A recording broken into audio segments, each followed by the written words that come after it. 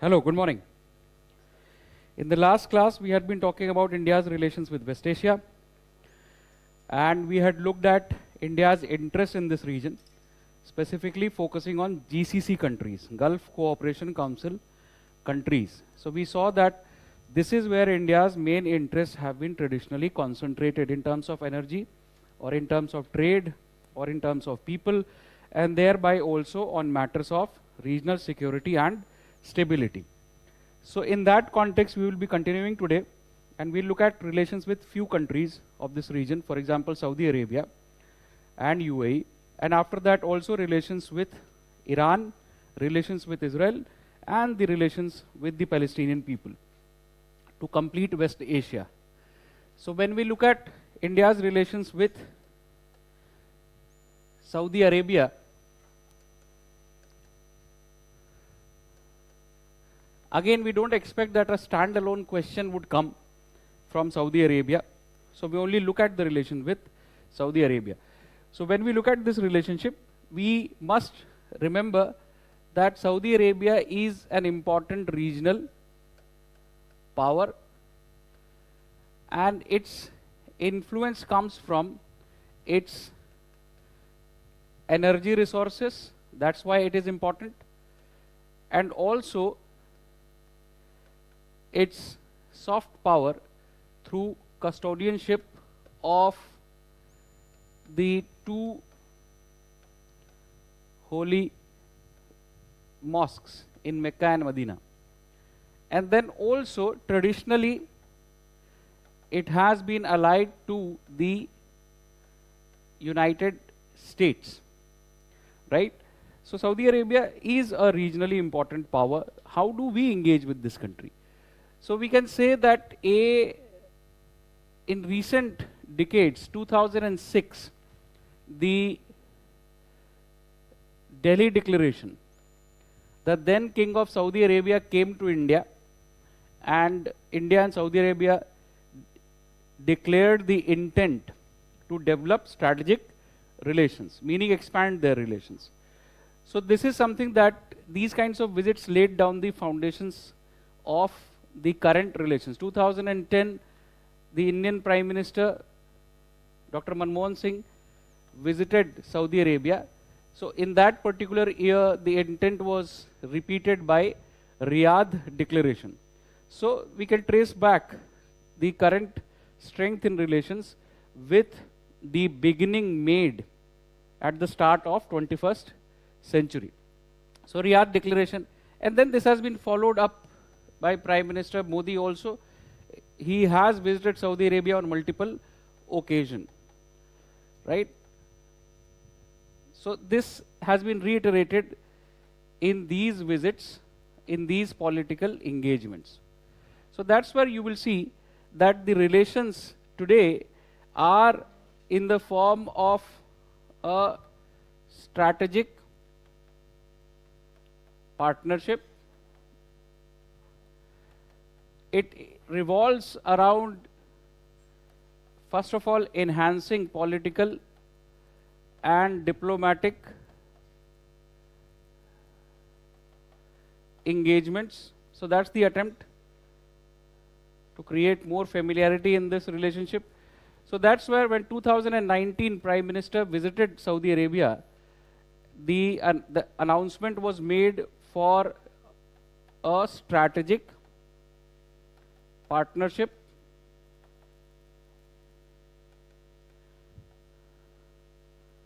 council.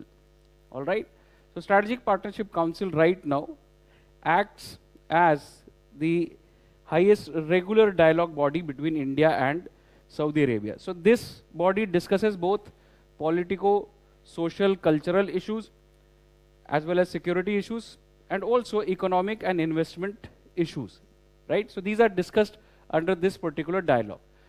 Now, if we look at the other pillar of this relationship, it is economic engagements. But economic engagements are mainly driven by energy trade, mainly driven by energy trade. So for example, if you see, the current trade number is around 42 billion US dollars. So this makes Saudi Arabia India's fourth largest trading partner, right? Saudi Arabia is India's fourth largest trading partner currently. But here in this kind of a trade mainly is dominated by energy. So we can see here that more than 18% of crude oil supplies to India are from the single country Saudi Arabia. Similarly, you will find that around 22% of LPG supply to India, liquefied petroleum gas. So 22% of LPG to India comes from the Saudis, all right, Saudi Arabia. Not only this, India and Saudi Arabia General Investment Authority have signed agreements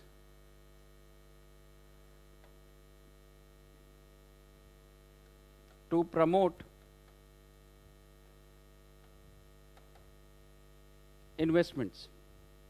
So that is another way in which we are interested in Saudi Arabia, attracting investments from Saudi Arabia's sovereign wealth fund. For example, in 2019, the Crown Prince of Saudi Arabia, Mohammed bin Salman, came to India.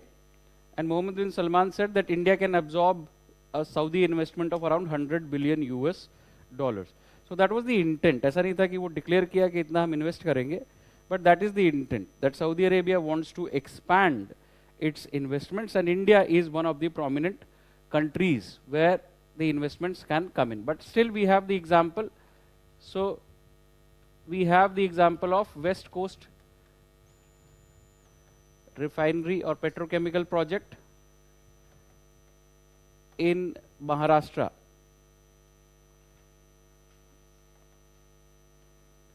whereby Saudi Aramco would be investing 11 billion US dollars, right? So that is something that would keep on driving the relationship. Investments, trade and energy. That would be the key in India-Saudi Arabia relations, right? But we may also see increasing Saudi investments in India in sectors apart from energy, such as in the agriculture and logistics sector. Now the next driver of this relationship is people-to-people ties. So if we see, the number ranges from 2.5 million to 3 million, right? People of Indian origin or Indian expatriates living in and working in Saudi Arabia. Again, here in this country, this is the largest number of any expatriate community. All right, किसी भी और नागरिकता की तुलना में Indian नागरिक ज़्यादा है सऊदी अरेबिया में when it comes to work. So in these kinds of scenarios, what we need to manage is changing policies. So Saudi Arabia has a Vision 2030. Saudi Arabia's Vision 2030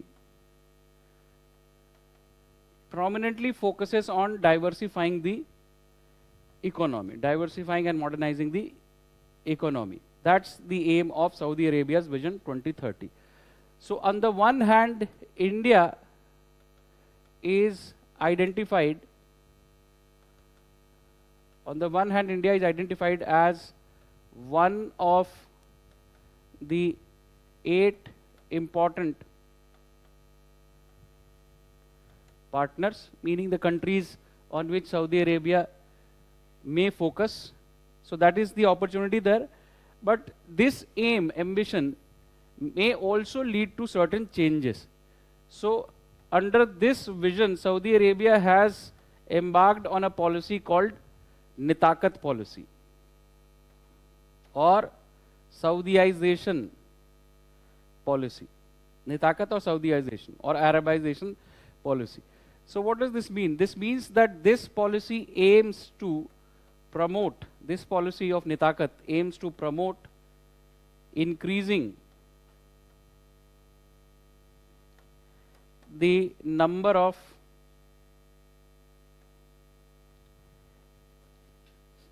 Saudi citizens in employment. All right? In employment. So Saudi Arabia aims that as its economy diversifies, one of the benefits that it should accrue is that more number of its own citizens are in the workforce.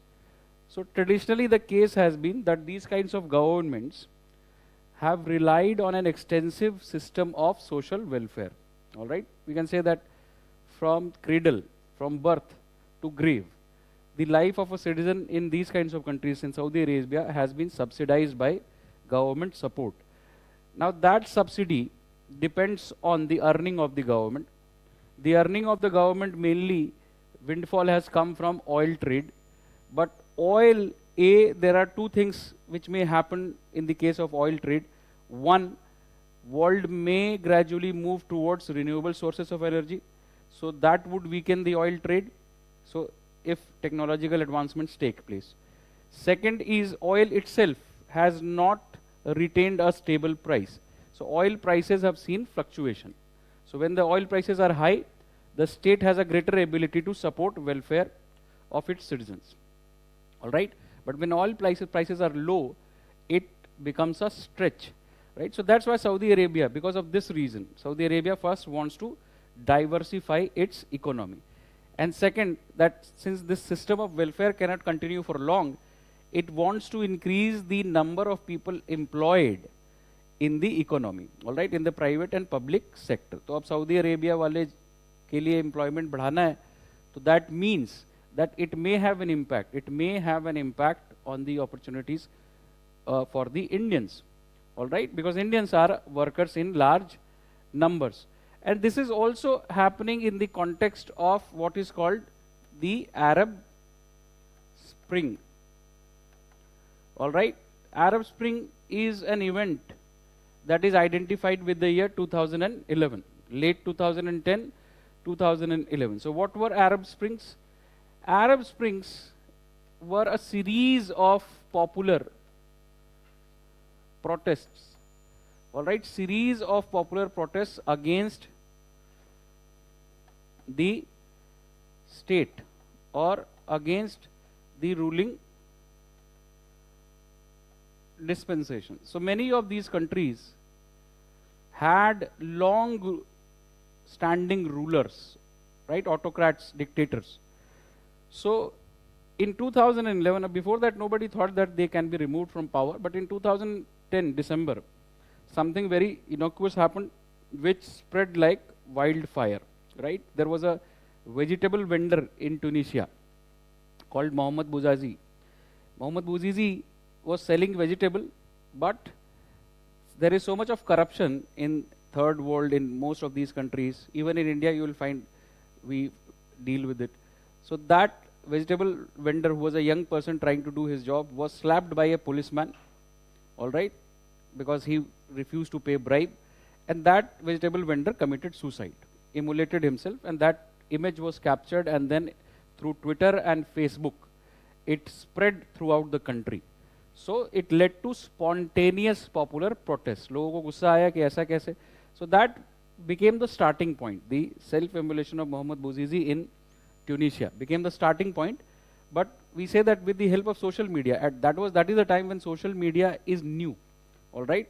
But the use of social media in these kinds of events led to the reference of Facebook revolutions or Twitter revolutions, right? Because the message spread through social media. So it started from Tunisia and then it spread to Libya, Egypt, Syria, right? So meaning much of the Arab world, Arabic speaking world. So what happened? The result was in different countries, different results. Tunisia was able to remove the long-standing ruler. Tunisia was able to put in place a new constitution, right? So Tunisia moved towards a more democratic setup. Libya, in Libya, there is a civil war-like situation. So Colonel Gaddafi was removed, killed, but now various factions are fighting for power in Libya. All right, a civil war-like situation, instability. In Egypt, the president Hosni Mubarak was removed. A new constitution was put in place. A new president was elected, but again that president was removed, and now Egypt is again ruled by another retired general. All right, General Al-Sisi. So Egypt moved back to the previous era. And in Syria, protests happened, government responded heavy-handedly. So then again in Syria also a civil war-like situation developed, all right, where the government has not been removed, but the fighting which has started in 2011 continues in a smaller way today also. So this is the Arab Spring, a series of popular protests toppling governments or opposing governments in the Arabic-speaking world. Why did this happen? People ask the question. So one thing that people said was that these governments had been long-standing and were known for their heavy-handedness. They were not popular. And second thing was economic issues led to these kinds of protests, right? Economic issues mainly to do with a younger demography and a younger demography struggling for employment, all right? So that's why countries like Saudi Arabia learned कि young लोगों को unemployed नहीं छोड़ना है, all right? So for you in India, we have a 5-year plan of UPSC, right? So you spend your young age in which you can question or do something, preparing for government job, and then after that you would not be asking any questions. Either you would be in the government, you would not be asking a question, or you will be too tired to ask questions, only on a lighter note, all right? So these kinds of governments also learned that they need to do something about this, what is called youth bulge. Just as we say young demography, we say that there is a young demography in India, there is a young demography in Arab world also. Youth bulge, when there is younger part of the population is prominent. So that is why these countries are moving towards these kinds of policies. So when these kinds of policies come up because of external circumstances, because of their internal economic reforms or their ambitions of diversifying or their own social policies, it may impact Indian workers, all right? It may lead to retrenchment of Indian workers, meaning they may lose their jobs, and then it may lead to large-scale return of Indian workers. All right, that's the possibility that this may happen if policies like Nitakat in Saudi Arabia, Arabization, Qatarization, Omanization, Bahrainization, these kinds of policies, they aim at the same thing, right? So these are the two possibilities. So again, how do we deal with them? We already talked about it. First of all, we need a proactive response on the part of the union government. Central government must keep an eye on these kinds of situations and be proactive, right? Second is engaging with the relevant countries bilaterally, all right, engaging with the relevant countries bilaterally. That is something that needs to be done. And then partnering with the state governments, meaning state governments need to be prepared to rehabilitate the citizens who may be coming back, right? So this is the idea that we had discussed even in the context of issues of workers in GCC. So here also these are the issues that would be in news in the context of Saudi Arabia. We only took it as an issue, what may happen, right? So currently Indians are in large number in Saudi Arabia. So Saudi Arabia is an important source of remittance to India. This is an important part of people-to-people ties between India and Saudi Arabia. Indians are the largest expatriate community in Saudi Arabia, but the future of Indians in Saudi Arabia depends on the economic changes being brought about by the Saudis, right?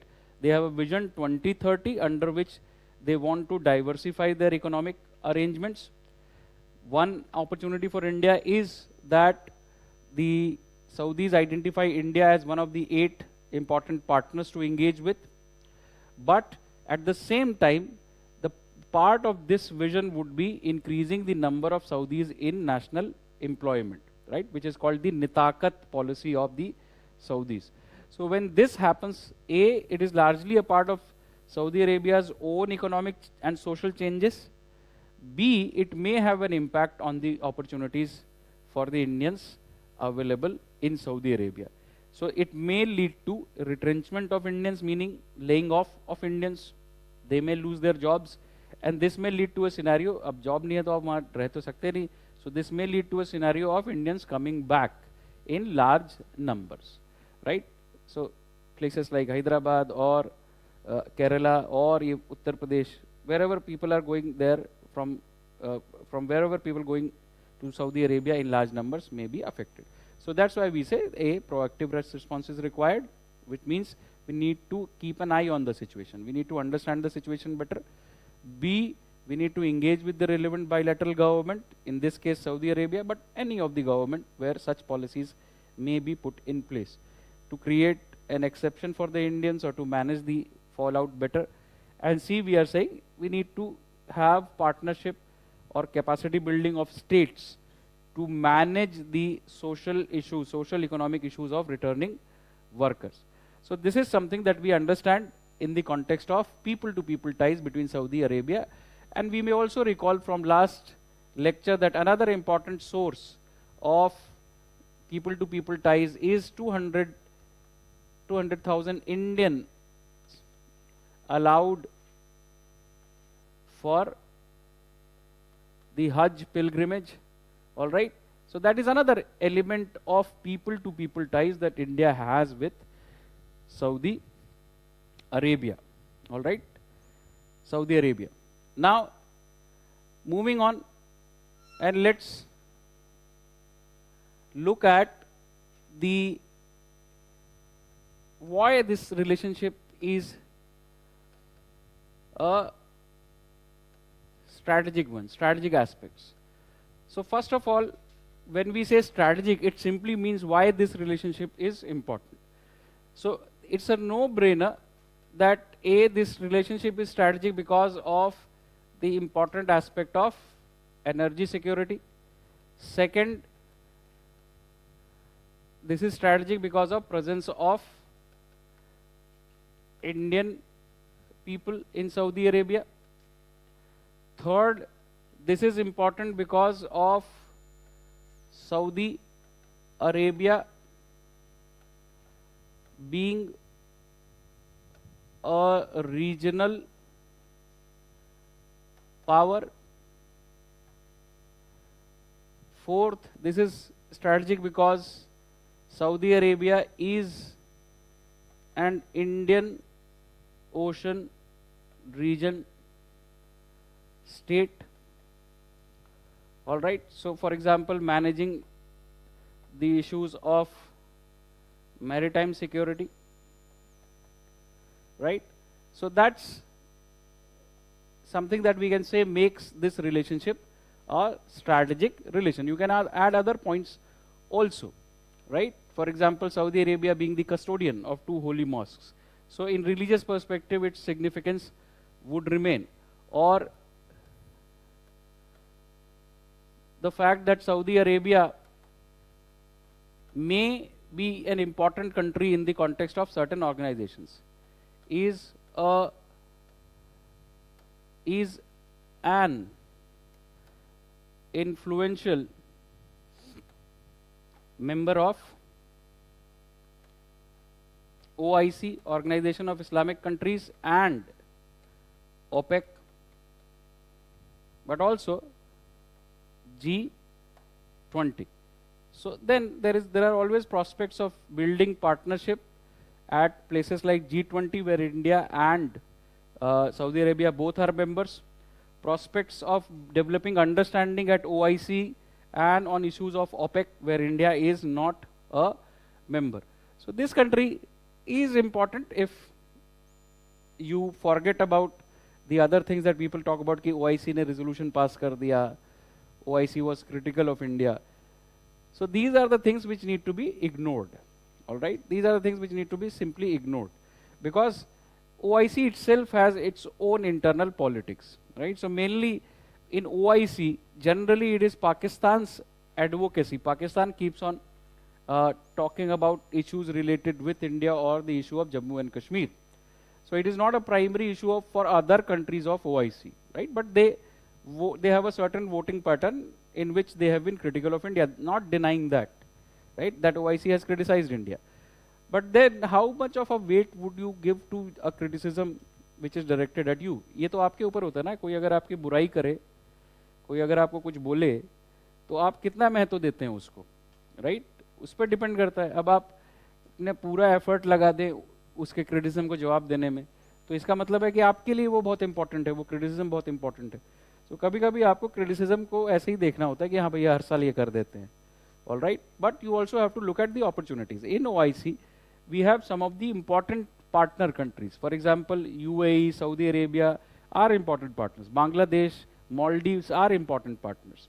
All right. So that is the overall picture that we have to see, and we have to look at OIC as a diplomatic platform, right, where more than 50 countries of the world are represented. So here we have to find who are our friends, who can be friendly countries. How can we neutralize, let's say, if there is a propaganda by Pakistan, how can we neutralize the propaganda of Pakistan at OIC, right? So that's the meaning of the significance. So thereby we see that this has been the intent. For example, 2019 visits of the Saudi Crown Prince. So Saudi Arabia visited, the Crown Prince visited India in February 2019. What was happening in February 2019? Anyone? क्या हुआ था February 2019 में? Pulwama attacks. So it is argued that Saudi Arabia played a back channel role in bringing down the temperature in India-Pakistan relations. So at the same time, Saudi Arabian Crown Prince Mohammed bin Salman had visited India, and that of the Indian Prime Minister.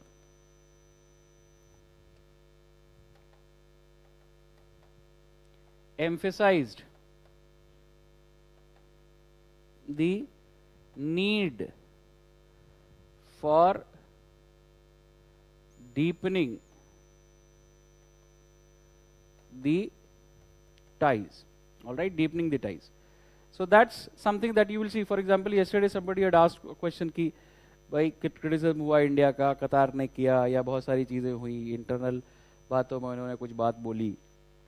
तो वो तो बात एक TV studio के debate में जो हो रही थी, उसमें दो लोगों ने बात बोली, वो एक इंटरनेशनल इशू बन गया. पहला, टीवी चैनल वालों को थोड़ा जिम्मेदार होना चाहिए. दूसरा, जो भी बोल रहा है उसको जिम्मेदार होना चाहिए.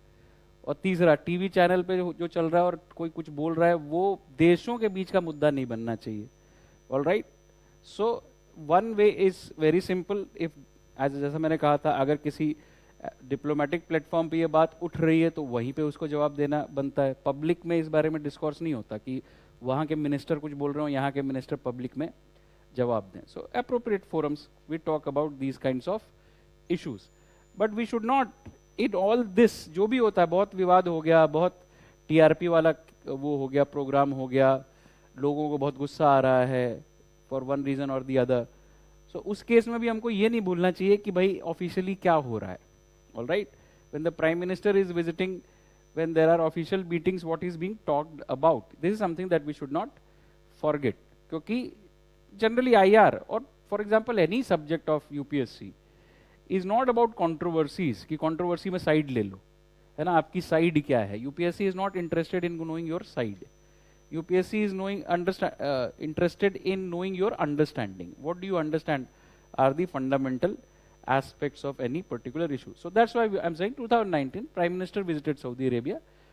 The crown prince came to India. अब उस समय तो क्राउन प्रिंस के बारे में और भी बहुत सारी चीज़ें चल रही थी, बहुत सारे लोगों का इंटरेस्ट है.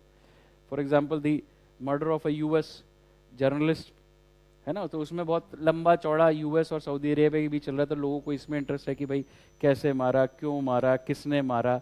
तो यूपीएससी फिर से वो कॉन्स्पिरेसी थ्योरी के तो सवाल पूछेगी नहीं आपसे, that Jamal Khashoggi has been murdered, now prove whether individual A और इंडिविजुअल बी इज इन्वॉल्व. तो फिर से यूपीएससी नहीं पूछता. पर वो क्या होता है कि वो न्यूज़ साइकिल में लगातार चल रहा होता है, लगातार वही दिख रहा होता है आपको, तो आपको लगता है वही इंपॉर्टेंट है, इस बारे में तो मुझे पता होना ही चाहिए, इस बात का जवाब तो मुझे देना ही चाहिए. नहीं, UPSC does not change with one event और two event. Every issue may have certain fundamentals, please पे focus on that, right? And that's why in that direction they instituted the strategic partnership council. Strategic partnership council भी बनाई दोनों देशों ने मिलके. मतलब ये डायलॉग प्लेटफॉर्म है, alright, with 2 pillars, right, socio political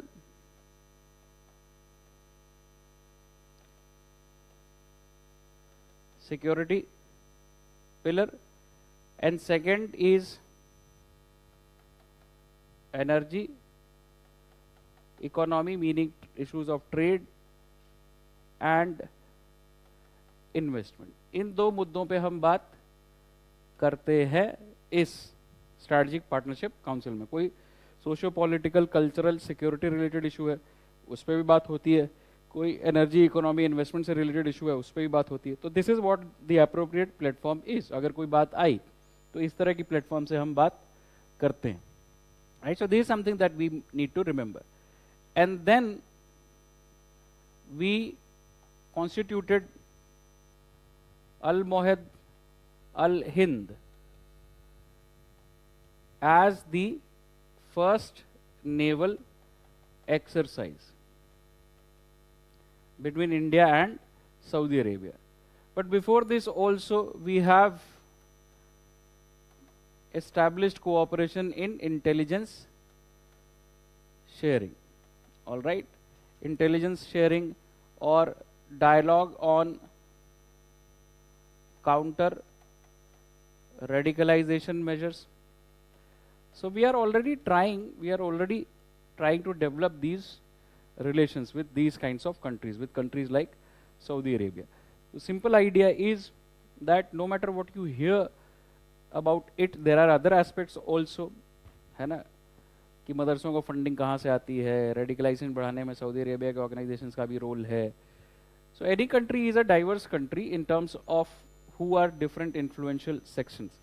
But our relations in this case is mainly with the government, all right. और government के साथ जो हम कर रहे हैं वो देखने की ज़रूरत है, वो ध्यान में रखने की ज़रूरत है, right. Rest is personal interest, आपका अपना interest है.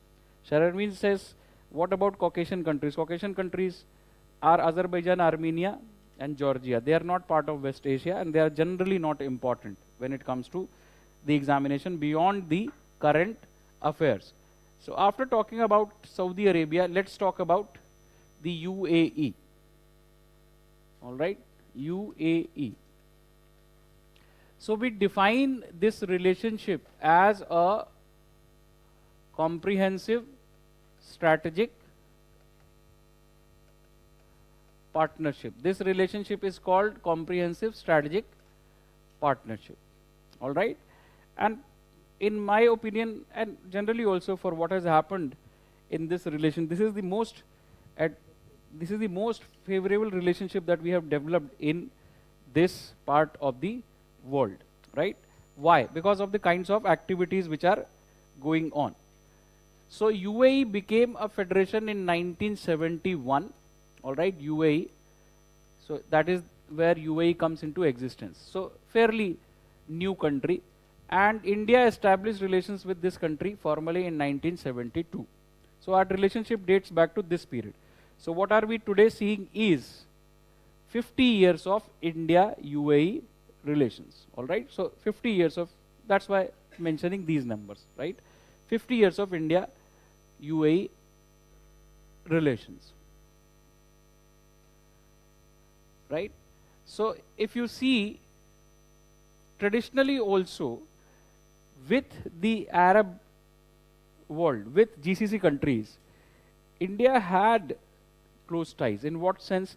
Geographically, we were closer. So if you look at, for example, West Asia, we can find examples of trade between the Harappan civilization and Mesopotamian civilization. All right, river valley civilizations on both sides. But mainly, if you see in the British period, the Britishers governed the affairs of this region from India.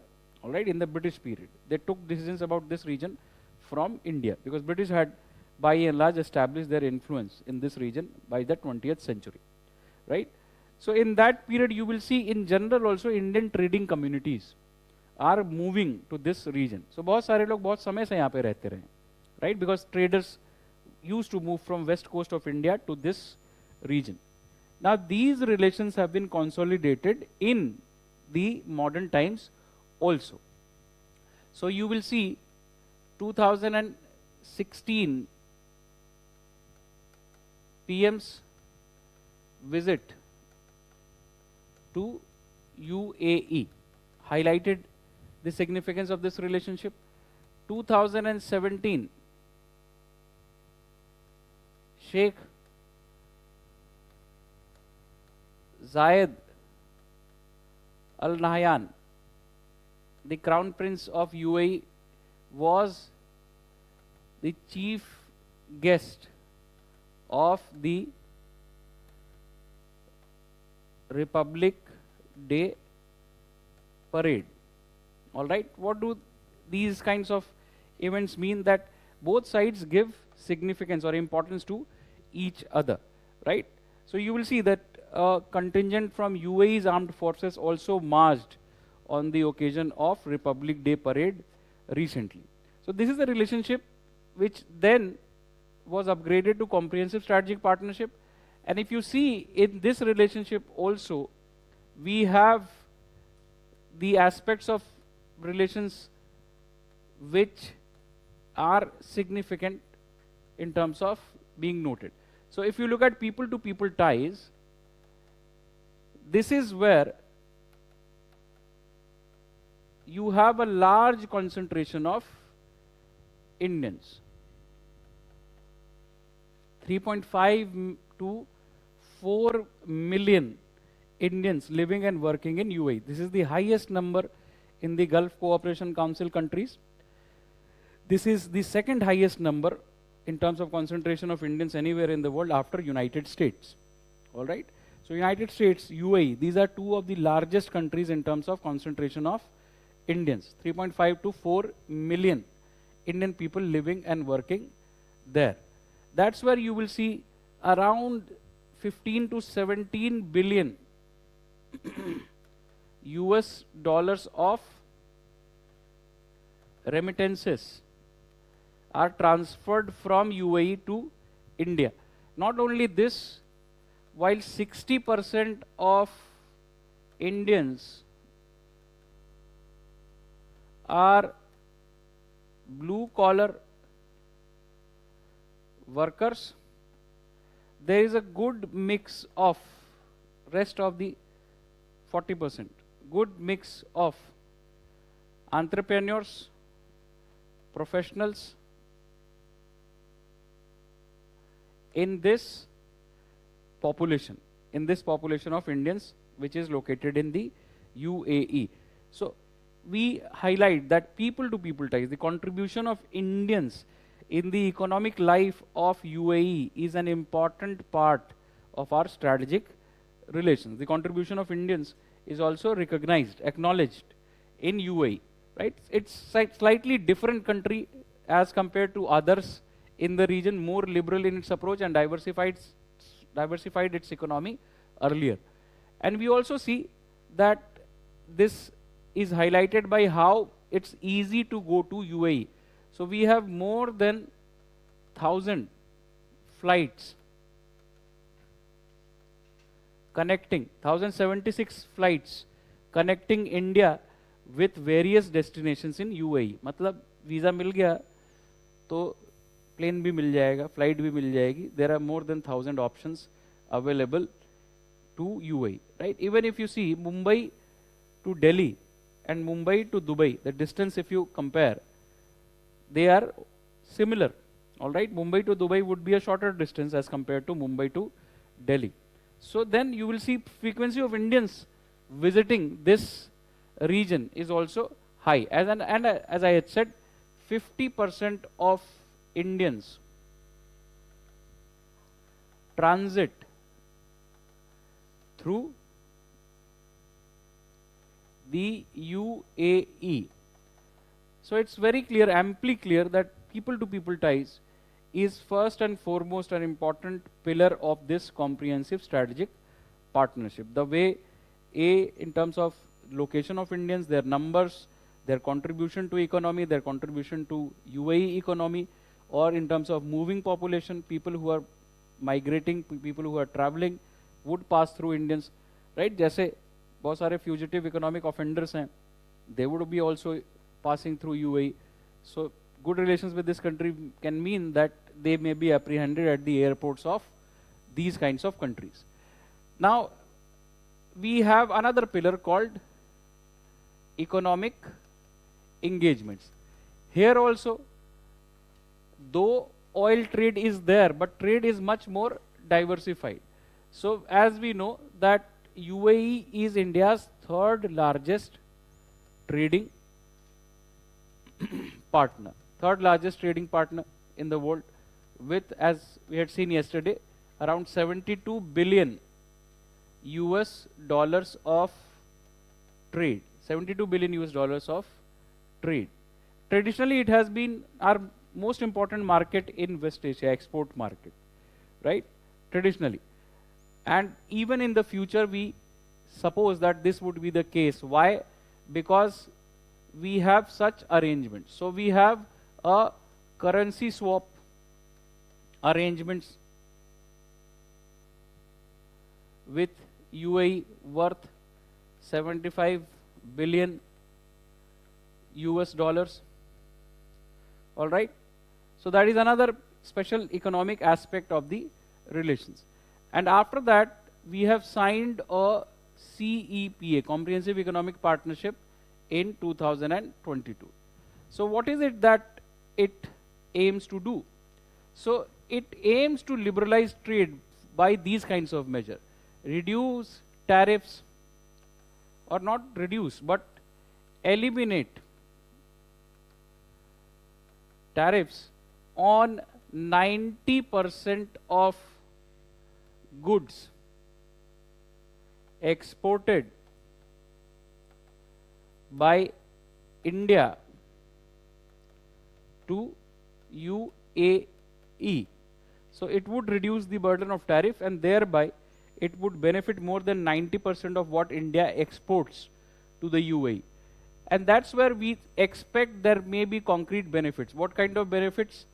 That it would generate in the short term 1 million jobs in sectors like, which sectors would benefit? Sectors like textiles, all right, but also sectors like gems and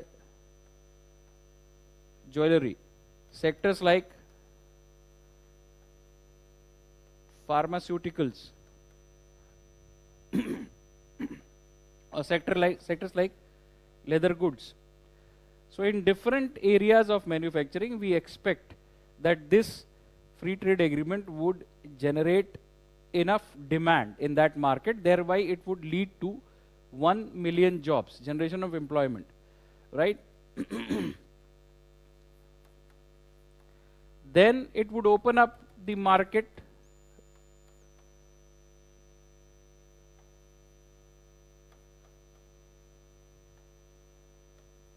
for generic pharmaceutical. For generic pharmaceutical, it would open up the market because it would provide for automatic approval for generic pharmaceutical once approval is granted in Europe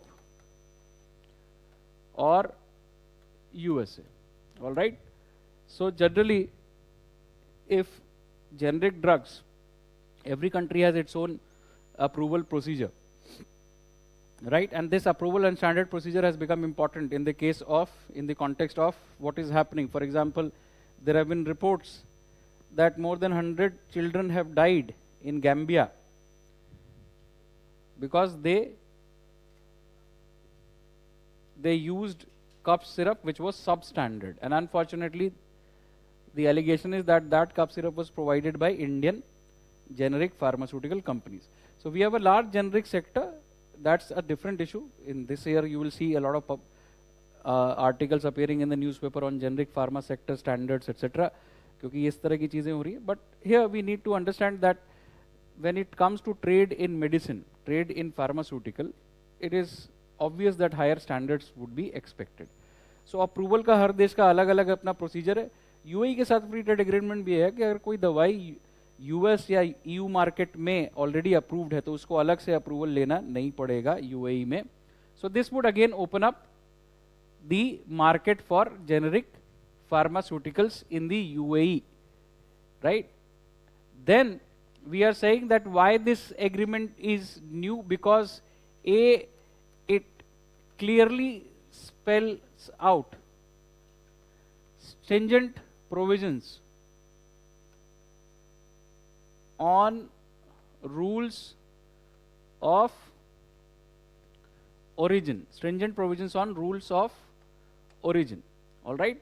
So for example, here 40% of value addition has been kept as a threshold, all right, that at least 40% of value addition should have happened in UAE, for example, for the product to be considered a product of UAE. So this is rules of origin, determining where does a project originate from, ताकि ऐसा ना हो कि भाई UAE में के market में किसी और ने एक्सपोर्ट किया और वो चीज़ इनडायरेक्टली यूएई से हम तक एक्सपोर्ट हुई, जैसे Chinese goods going to UAE and then being exported to India. तो हमने कहा कि 40% वैल्यू एडिशन कहाँ होना चाहिए, यूएई में. ये होता है rules of origin. So this is another important agreement because of focus on these things. And then mention of digital trade, mention of digital trade for the first time in any of the free trade agreements of India, agreements involving India. मतलब ये new age free trade agreement है. First CEPA that India signed after India signed it with Japan 2010-11. So now we see that this may be a template of the further free trade agreements to come. Now here I'll stop and I'll tell you, when we were discussing RCEP, we had developed this understanding that there is an initial period in which India signs a series of free trade agreements. All right, so that is basically the era of trade liberalization. B, there is a period in which there is a rethinking, review, कि फायदा हुआ नहीं हुआ, क्या हमारा lesson है, right? So in that period, in that context, we did not sign the RCEP, right? And then we said what should be done. So we had said, if you would remember, that India should prioritize free trade agreements which cover both goods and services, right? Give equal balance to goods and services. Second, which ensure concrete benefits in the short term, in the foreseeable term, right? So employment being generated.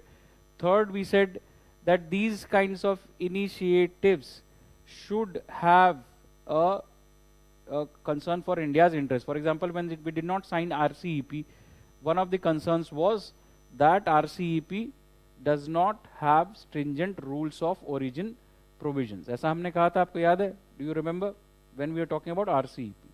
So when we said that this is something that we will be keeping an eye on in future agreements, तो ये agreement है जो RCEP के period के बाद हमने sign किया है.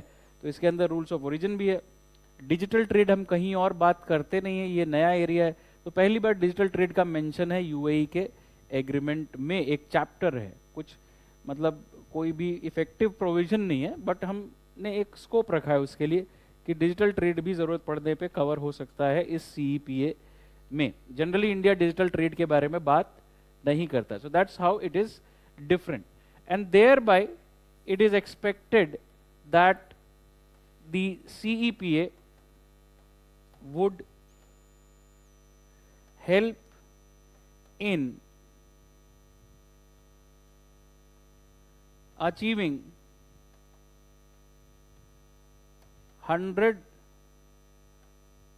billion US dollars of trade in the first 5 years of its implementation. The trade may increase to 100 billion US dollars, right? So that again shows you that with UAE, the intent is there, but also the action is there, right? Agreements of different kinds have been signed. The trade numbers tell us that this relationship is important, but also trade agreements tell us that this relationship is important. All right, so that's why this is perhaps the most important relationship that we have developed in the West Asian region, right? So here again, very simply revising the economic engagements in terms of trade. UAE is India's third largest trading partner. The current trade numbers are 72 billion US dollars. We also have arrangements like currency swap arrangement worth 75 billion US dollars, and most importantly, what reflects the strength of their economic engagements is the Comprehensive Economic Partnership Agreement of 2022, which among other things aims at improving India-UAE trade by reducing tariffs on around 90% of goods exported by India to UAE. Thereby, it would generate 1 million jobs, and it would be beneficial for sectors like textiles, gems, jewelry, pharmaceuticals, leather goods. It also would be specifically beneficial for generic pharmaceutical sectors because it provides for automatic approval for generic pharmaceutical once approval is granted in the European and US market. Then this agreement is also indicative of new age free trade agreements of India because it has stringent provisions on rules of origin with a threshold of 40% for value addition from UAE. Mention of digital trade for the first time in any of the free trade agreements of India. So that is also what makes it a new age agreement. And thereby we can say that it would be beneficial because this is expected to push the trade beyond 100 billion US dollars, right? So that's trade arrangements between India and UAE as are being seen in the context of recent developments.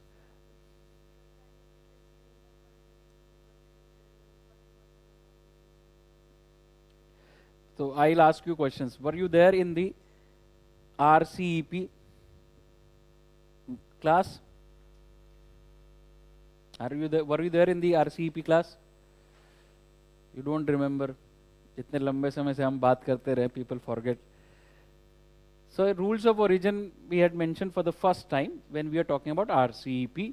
We said that India's concern is on rules of origin because rules of origin are rules which are used to determine tariff on any product category based on the origin country. कहाँ से आया है वो product, rules of origin का मतलब ये हुआ. So rules of origin would require provisions. कैसे हम determine करेंगे rules of origin, कहाँ का है वो product? So ये this is what the criteria is. 40% value addition कहाँ होना चाहिए? जहाँ का वो प्रोडक्ट कंसिडर किया जा रहा है. तो यूएई का अगर प्रोडक्ट है इस सीपीए में कवर होता है, यूएई से एक्सपोर्ट होता है इंडिया को, तो वही प्रोडक्ट एक्सपोर्ट होगा, वही प्रोडक्ट सीपीए में कवर होगा यूएई के प्रोडक्ट के रूप में जिसमें 40% वैल्यू एडिशन यूएई में हुआ है. ऐसा नहीं होना चाहिए कि भाई प्रोडक्ट बन के चाइना से आया और यूएई में बस पैकेजिंग हो गई और उसको as a product of UAE बेच दिया आपने. ऑलराइट, ये हमने एग्जांपल यूज किया था चाइना के केस में कि भाई चाइना, मान लो चाइना में फ़ोन बना, 80-90% तक जो काम हुआ चाइना में हुआ और वो एक्सपोर्ट हो गया वियतनाम को, आखिरी का 10% काम वियतनाम में हुआ और फिर वियतनाम से वो एक्सपोर्ट हुआ इंडिया को। तो क्वेश्चन है कि वो प्रोडक्ट कहाँ का है, right? In real terms most benefit is going to China, so वहाँ का प्रोडक्ट होना चाहिए। तो इसलिए वैल्यू एडिशन का थ्रेशोल्ड ऐड किया कि भाई इतना कम से कम वैल्यू एडिशन, इतना काम इस प्रोडक्ट पे यहाँ पे होना चाहिए।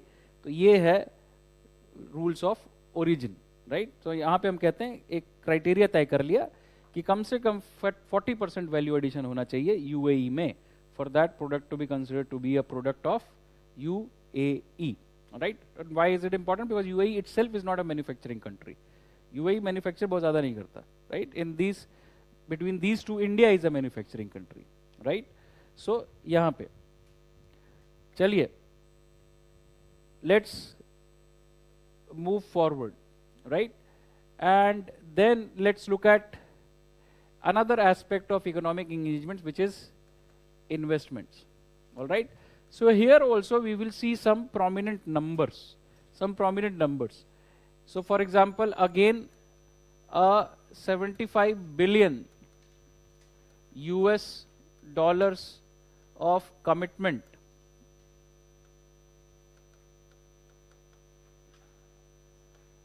by UAE to invest in India. So that's there, that we have a commitment by UAE to invest 75 billion US dollars in India, right? Now, where exactly this would be helpful? So we understand that this would be helpful in the context of mainly logistics sector, given the fact that UAE is the hub of many of the logistics companies which are operating, let's say, airports and ports. So you will find agencies like Dubai Port World, DP World, right? Large companies. So logistics में UAE का बहुत experience है, logistics sector में हमको फायदा हो सकता है. Then we think that in the area of food processing हमको फायदा हो सकता है इस investment से. And then we may benefit from renewable energy. So these are the sectors which primarily may benefit. And we see some steps have been taken, for example, NIIF's master fund. NIIF के पास दो funds है, master fund, funds of fund, right? So master fund allows foreign investors to invest in infrastructure in India. So we had seen already this example that Abu Dhabi National Investment Authority is the first foreign institutional partner, first foreign institutional partner, right? तो यहाँ पे एक शुरुआत हो गई कि Abu Dhabi national investment authority would be investing in India. दूसरा, DP world has partnered. DP World is a private sector UAE company, logistics company, with the NIIF, National Infrastructure Investment Fund, for projects worth 3 billion US dollars. 3 billion US dollar के project में invest कर रहा है DP world, private sector company, through the NIIF, right? So that is another, in both public sector, private sector partnership in infrastructure.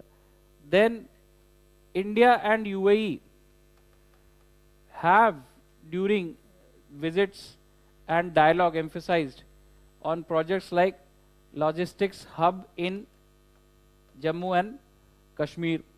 All right. So one aspect of UAE's investment is that we are interested in UAE to invest in Jammu and Kashmir, and UAE has also shown a keenness on investing in developing logistics hub, right? Transport hub in Jammu and Kashmir, right? So that is where our investment relations stand at.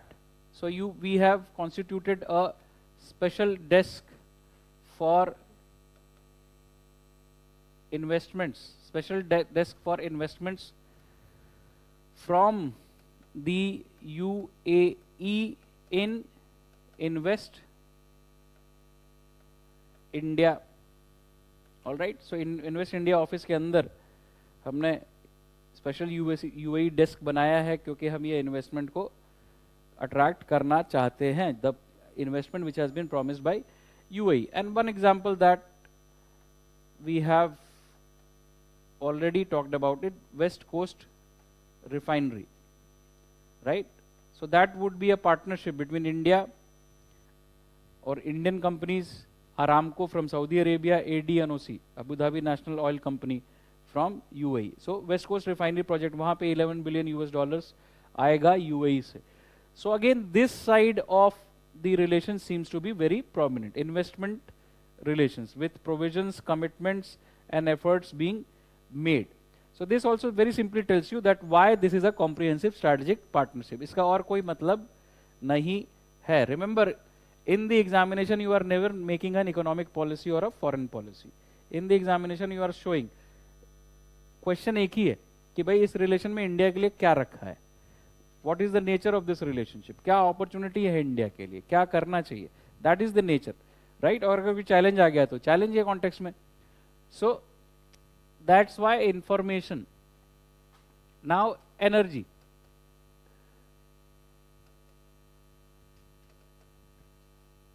Right? So generally UAE is not among the top 1 or 2 of India's supplier. But we can say that it is among the top 5 suppliers of oil to India. And this is something that is going to increase, right? We may like to acquire more from a friendly country like UAE, specifically in the context of the current disruption. So it is among top 5 suppliers for India. More importantly, India is the third largest buyer of UAE oil, right?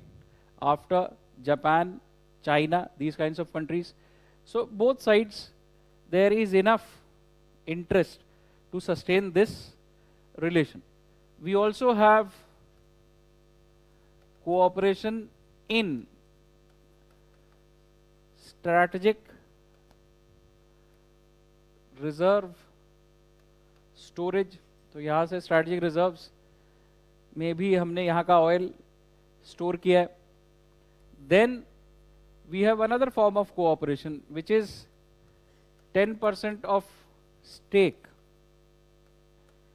acquired by Indian companies, 10% of stakes acquired by Indian companies in the Lower Zakum concession, मतलब Lower Zakum oil field of the coast of Abu Dhabi. All right. So this is the first ever upstream investment by India in the oil and gas sector in West Asia. Right. West Asia में पहला हमारा upstream investment है ये. When we have Indian companies have bought 10% stake in the Lower Zakum. ये नाम है उस region का, Lower Zakum concession off the coast of UAE. Right. And then we have another form of cooperation, partnership in international solar alliance. All right, partnership in international solar alliance.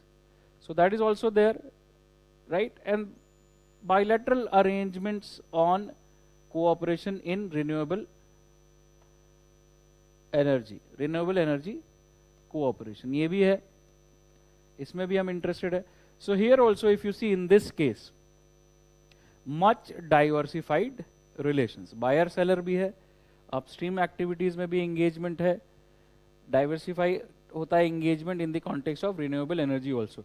So this is a reflection of what kind of a country UAE is. UAE was the first among these Gulf economies to understand कि oil is not going to last forever. All right, Saudi Arabia has large reserves of oil, तो Saudi Arabia अभी भी oil based economy पे rely करना चाहता है. UAE understood that you have to diversify away from oil. So that is something that has created UAE as a hub of logistics and infrastructure. All right, जो जितने बड़े बड़े शहर बनाए, पाम जुमेरा, इतने आइलैंड बनाए, बुर्ज खलीफा, ये सारी जो चीज़ें वहाँ आपको देखने को मिलती है, वो इसलिए कि भाई developed as an important hub of logistics and infrastructure. DP Port, जो DP World है, Dubai port world, it is a large logistics company, दुनिया भर में पोर्ट चलाते हैं DP World वाले, right? इसी तरह से UAE की एयरलाइंस देख लो, Emirates, all right? So basically that tells you that there has been a focus on developing logistics expertise, infrastructure expertise, right? And then promotion of tourism. तो इसीलिए UAE is more liberal as compared to other surrounding countries, more tolerant and liberal, right, as compared to other surrounding countries, right? And now if you see, UAE also is working on emerging as an education destination, all right? For example, IIT Delhi is in the process of opening its branch in UAE. So that is another way in which you will see that UAE has a different intent. So education का अब नया hub बनना है उनको, innovation का नया hub बनना है उनको. सो इनोवेशन के लिए भी वो काम कर रहे हैं, रिन्यूएबल एनर्जी के लिए काम कर रहे हैं, बहुत सारी चीज़ों पे. So that's why you will find more examples of diversified cooperation with UAE. अब सऊदी अरेबिया भी उसी रास्ते पे जा रहा है with vision 2030. So for example you may have heard of कि अब वो बना रहे हैं नियोम सिटी, ऑल राइट, फिर वो बना रहे हैं एक लाइन, एक लंबी सी हॉरिजॉन्टल सिटी. तो वो भी फ्यूचरिस्टिक आइडिया है कि भाई अब इकोनॉमी में आगे कहाँ जाना है. So Saudi Arabia would be more focusing on let's say digitally connected cities और क्लाइमेट रिजिलियंट सिटीज, इस तरह के इंफ्रास्ट्रक्चर में वो इन्वेस्ट कर रहे हैं. सो जिनके पास पैसा होता है वो एक्सपेरिमेंट कर सकते हैं, फिर एक्सपर्टीज डेवलप करके दुनिया में मार्केट्स कैप्चर कर सकते हैं. UAE is an important partner, इतना बस मुझे कहना है यूएई के बारे में. So thereby we see if the strategic nature of the relations. So again, because of all these factors, this is a strategic relation as we noted down in the case of Saudi Arabia. But you can understand that both sides have constituted dialogues like national security dialogue. This is a dialogue between the National Security Council of India and its counterpart in UAE. So we have a regular dialogue in this context, and thereby our security cooperation has focused on terrorism, counter radicalization. All right, dialogue, how to prevent spread of radicalization. Thereby you will also see that in recent decades we have been successful in extradition of terrorists wanted in India. So UAE has extradited in recent times terrorists who were wanted in India, right? कि वहाँ यहाँ से वहाँ चले गए. So for example, Abu Jundal was a terrorist wanted in India. He was arrested and informed, and he was brought back. So these kinds of activities, or there is a greater, in सारे states के पास one of the most important, in all these states, one of the most important department is home department, all right, or interior department. Intelligence apparatus इनका बहुत strong होता है, right? Internal and regional intelligence. So that's why friendship is also important. जैसा मैंने आपको कहा था कि there are various situations. कभी कोई इंडियन पकड़ लिया गया, abduct कर लिया गया. In Iraq, various Indian workers were abducted. कुछ को तो हम नहीं ढूंढ पाए, all right? When ISIS emerged there. So उस केस में हमको इन तरह के देशों की मदद चाहिए होती है, बिकॉज हमारा असेट नहीं होता वहाँ पे, इनके पास वहाँ पे रीजनल प्रेजेंस है. तो इस तरह की दोस्ती और जगह पे भी काम आ जाती. So greater intelligence sharing is also a feature, right? Then you will see UAE has been supportive of India on the response to Uri and Pulwama terrorist attacks. All right, so UAE supported India's right to take action. So you will see much change has come in these kinds of relations. Similarly, you will see OIC meet of foreign ministers in 2019 hosted by UAE invited India as a special guest. All right, so that's why I'm saying that even in OIC we should see which are the friendly countries. So UAE had hosted the meeting of foreign ministers, and again this was happening after the Pulwama terrorist attacks, and then later on the response by India. So the Indian foreign minister went to UAE and addressed the gathering of OIC foreign ministers. Pakistan did not like it. Pakistan boycotted this session. But again, we got an opportunity to have our say. हमें क्या कहना था, हमें कहने का मौका मिला यहाँ पे. All right, so that's why Pakistan, specifically under Imran Khan government, was very angry with OIC, specifically Saudi Arabia and UAE. उनका कहना था कि भाई ये आप हमारी बात नहीं सुन रहे हो, मतलब you are not very critical of India. So ऐसा इमरान खान का मानना था कि OIC ने इंडिया के लिए बहुत क्रिटिकल स्टैंस नहीं लिया. तो ऐसा भी होता है कभी कभी, राइट? सो ये हमको समझने की जरूरत है. देखो, सिंपल रिएक्शन के बेसिस पे फॉरेन पॉलिसी नहीं चलती है, बहुत लंबा गेम है. All right, so that's there. And then we have, as we have said, we have moved towards increasing cooperation in terms of naval exercise like the Zayed Talwar. ये हमने शुरू कर दिया. We had signed an agreement for it. 2021 we started this particular exercise. All right, and then we also have started participating in the exercises like desert flag. All right, desert flag series of exercise. So India participated in desert flag 6 2021. This is a multilateral exercise hosted by UAE. So desert flag exercise, what are these? These are only examples of how interactions are increasing between India and UAE, right? For example, 2019 Prime Minister was also awarded the Zayed Medal, all right, the highest civilian honor of UAE, right, for contribution towards India-UAE relations. These are all signs of, this year also Prime Minister went to UAE. तो वो हमेशा picture दिखाई जाती है कि भाई airport तक आए दोनों, छोड़ने के लिए एक दूसरे को, मिलने के लिए एक दूसरे को. So these have been the signs, the signals of how India-UAE relations, both sides consider each other to be important. क्या हो रहा है भाई? हाँ? Zayed, King Zayed Medal. All right, King Zayed Medal. Zayed Medal भी लिख सकते हैं, पर ये सवाल पता नहीं आएगा कि नहीं आएगा, पर लिख लीजिए. हाँ, एग्जाम्पल में लिख लीजिए. जायद मेडल, अखबार पढ़ा करो। ऑल राइट, अखबार पढ़ा करो, बहुत सारी इस तरह की चीजें अपने आप सुधर जाएंगी। राइट, जायद मेडल। राइट, ये हो गया। तो अब करने की क्या जरूरत है इस रिलेशनशिप में, तो हम ये देख लेते हैं करने की क्या जरूरत है। So first of all opportunities बहुत है।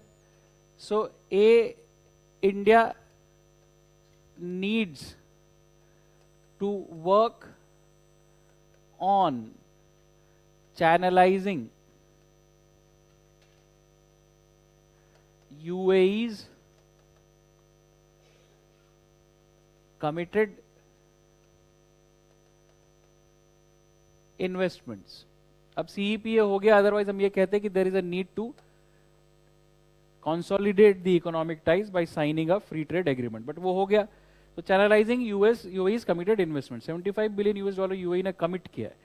It is on us to identify projects, कहाँ पे ये चाहिए हमको, कहाँ पे, जैसे देखो बहुत सारी डिबेट्स होती रहती है कि भाई जो बहुत सारे प्रोजेक्ट हैं वो महाराष्ट्र से गुजरात जा रहे हैं। ऑलराइट, तो एक तरफ पे वो पॉलिटिकल डिफरेंस का इशू भी हो गया, एक पार्टी दूसरी पार्टी, एक स्टेट दूसरा स्टेट। बट यही एक एग्जाम्पल है, प्रोजेक्ट्स इसी तरह से इन्वेस्ट होते हैं। आप पहले आइडेंटिफाई कर लो कहाँ करना है, किस एरिया में करना है, और अगर आपका पॉलिटिकल लीडर स्ट्रांग है तो वो क्या करेगा, अपने एरिया में वो प्रोजेक्ट ले आएगा। ऐसा कहते हैं ना हम बहुत सारे लोग कि हमारे यहाँ पे कोई इन्वेस्टमेंट नहीं है। So many a times these are political decisions. So at the larger scale we are saying that we need to identify projects to channelize the investments and then we need to cut the red tape. जितना approval वगैरह चाहिए होता है, तो अगर किसी ने आपको पैसे दिए तो उसे जल्दी से जल्दी पैसे ले लो। ऑलराइट, 75 बिलियन यूएस डॉलर ने कहा है यूएई ने, मान लो कल बदल गया अपनी बात से, कल सिचुएशन चेंज हो गई, तो ये कह रहे हैं। तो create condition in which this can be attracted as soon as possible.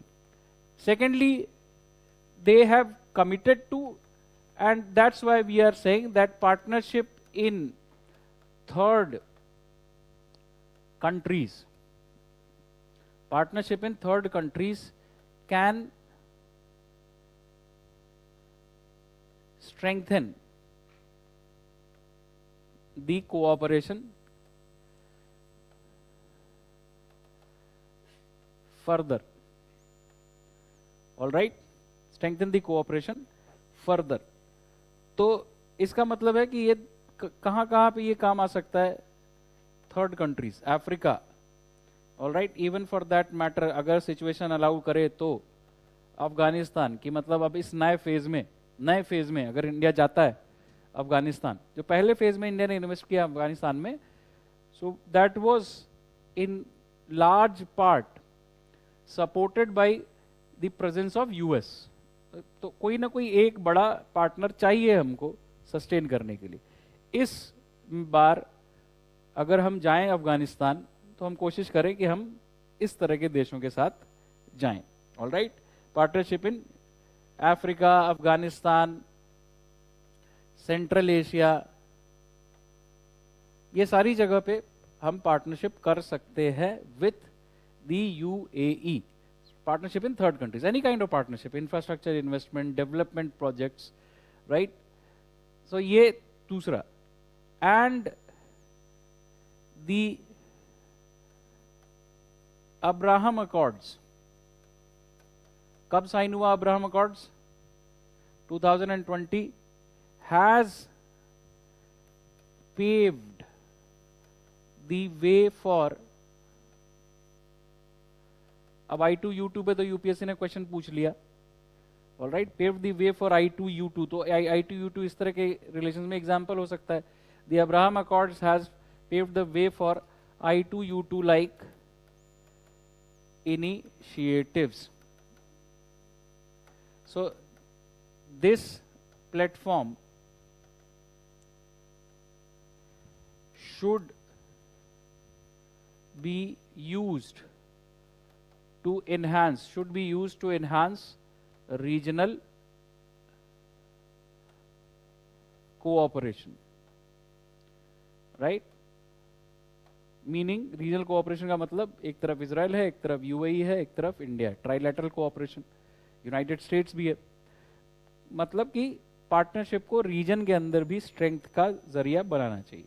UAE के साथ पार्टनर करके हम बहुत सारी जगह पे काम कर सकते हैं, और बहुत सारे सेक्टर्स में, जैसे कौन से सेक्टर्स, सो I2UT ने जिन सेक्टर्स पे काम करना आइडेंटिफाई किया उसमें प्रोमिनेंट सेक्टर है logistics, infrastructure, food processing, clean energy, energy security. इस तरह के एरियाज में I2UT के साथ काम कर सकते हैं। तो ये 3 ट्रेंड को कंसोलिडेट करने की ज़रूरत है। पहला तो इन्वेस्टमेंट रिलेशन को मजबूत करने की ज़रूरत है, दूसरा जो हमारा कमिटमेंट है कि हम तीसरे देशों में काम करेंगे तो वो करने की ज़रूरत है, और तीसरा जो नई अपॉर्चुनिटीज़ हैं, जो सिचुएशन चेंज हो रही है। Abraham Accords were signed between UAE, Israel, then Bahrain joined, now Morocco and Sudan have also joined. These are Arabic countries, right?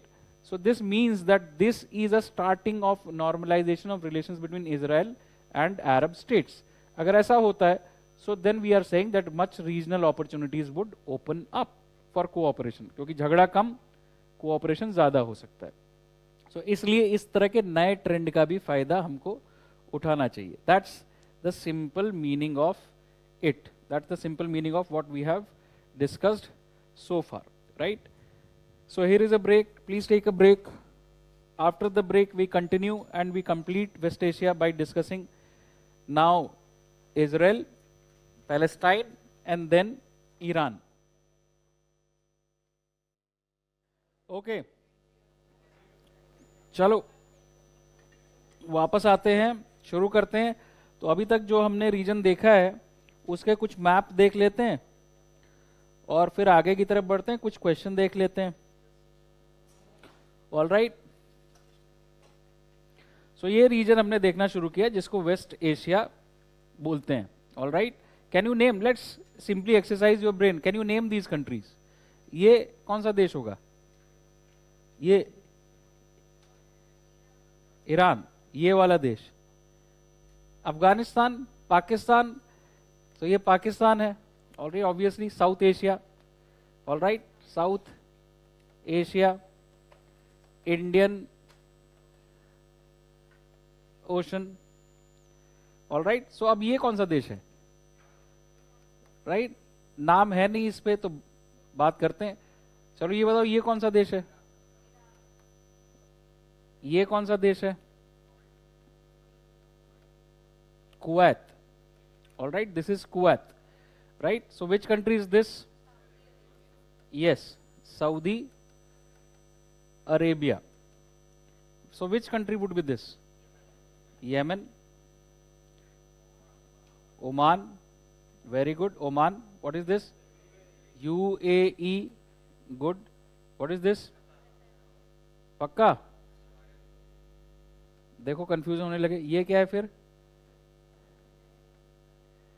Bahrain. All right, तो बता दिया सबने, सबको पता है वेस्ट एशिया क्या है।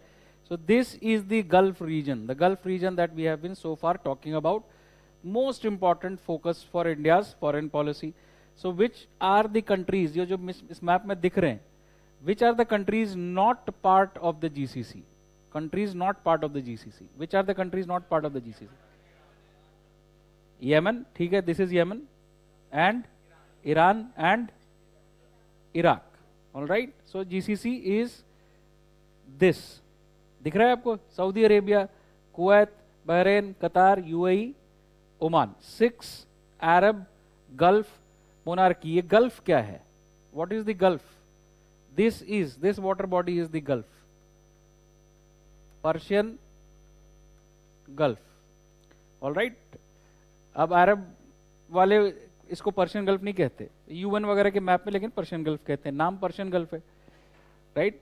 अरब वाले अरेबियन गल्फ भी कहेंगे, पॉपुलर नाम पर्शियन गल्फ है। ऑलराइट, पर्शिया रेफरेंस है किसको? ईरान को, ईरान का रेफरेंस है। So what is this water body? ये क्या है? ये पर्शियन गल्फ है। ये क्या है? नहीं भाई, स्ट्रेट ऑफ हॉर्मुज नहीं है, ये Gulf of Oman. Alright, Gulf of Oman. So यहां पे है Strait of Hormuz. All right, and then this is what we call Horn of Africa. और यहां से आए, यहां को गए, यहां क्या है? Bab el Mandeb, Bab el Mandeb. ये क्या है? स्ट्रेट है। ये क्या है? Red Sea. अब रेड सी में देखो ये दो मार्जिनल ओपनिंग है, ऑल राइट। तो ये क्या है? इधर क्या है? This is the Sinai Peninsula of Egypt. तो इसको मानते हैं कि this may be part of Asia और close to Asia as a land mass, right. पर यहां से शुरू हुआ था north Africa. Egypt is a North African country, so इसीलिए कभी कभी टर्म यूज होता है Middle East and North Africa, MENA, all right, Middle East and North Africa. हम जब कहते हैं इसको कहते हैं West Asia and North Africa, वाना, West Asia and North Africa. तो नॉर्थ अफ्रीका इधर जाओगे तो हो गया लीबिया, ऑल राइट। फिर उसके बाद ट्यूनीशिया, फिर उसके बाद अल्जीरिया, फिर उसके बाद on the Atlantic coast Morocco. So ये जो सारे देश है ना, mainly apart from Iran here, all these countries are Arabic speaking countries, all right. Ethnically they identify themselves to be the Arabic speaking countries, Arab world, right, countries of West Asia and North Africa, right. अब आगे चलते हैं, ये क्या है? ये कौन सा देश है? ये लेबनान है, ये सीरिया है, ऑल राइट। ये which country is this? Jordan, all right, ये हो गया जॉर्डन। अब ये क्या है? ये क्या है? Israel, country of Israel. अब वहीं पे दो छोटी छोटी टेरिटरीज हैं, ये है वेस्ट बैंक, सुना है आपने नाम वेस्ट बैंक, और ये छोटा सा इजिप्ट की साइड पे गाजा स्ट्रिप। यहां पे हम कहते हैं बनेगा एक पैलेस्टीनियन स्टेट, बनना चाहिए एक Palestinian state. These are Palestinian territories, West Bank and Gaza Strip. ये कौन सा देश है? ये लेबनन है, all right, this is Lebanon, all right. What is this?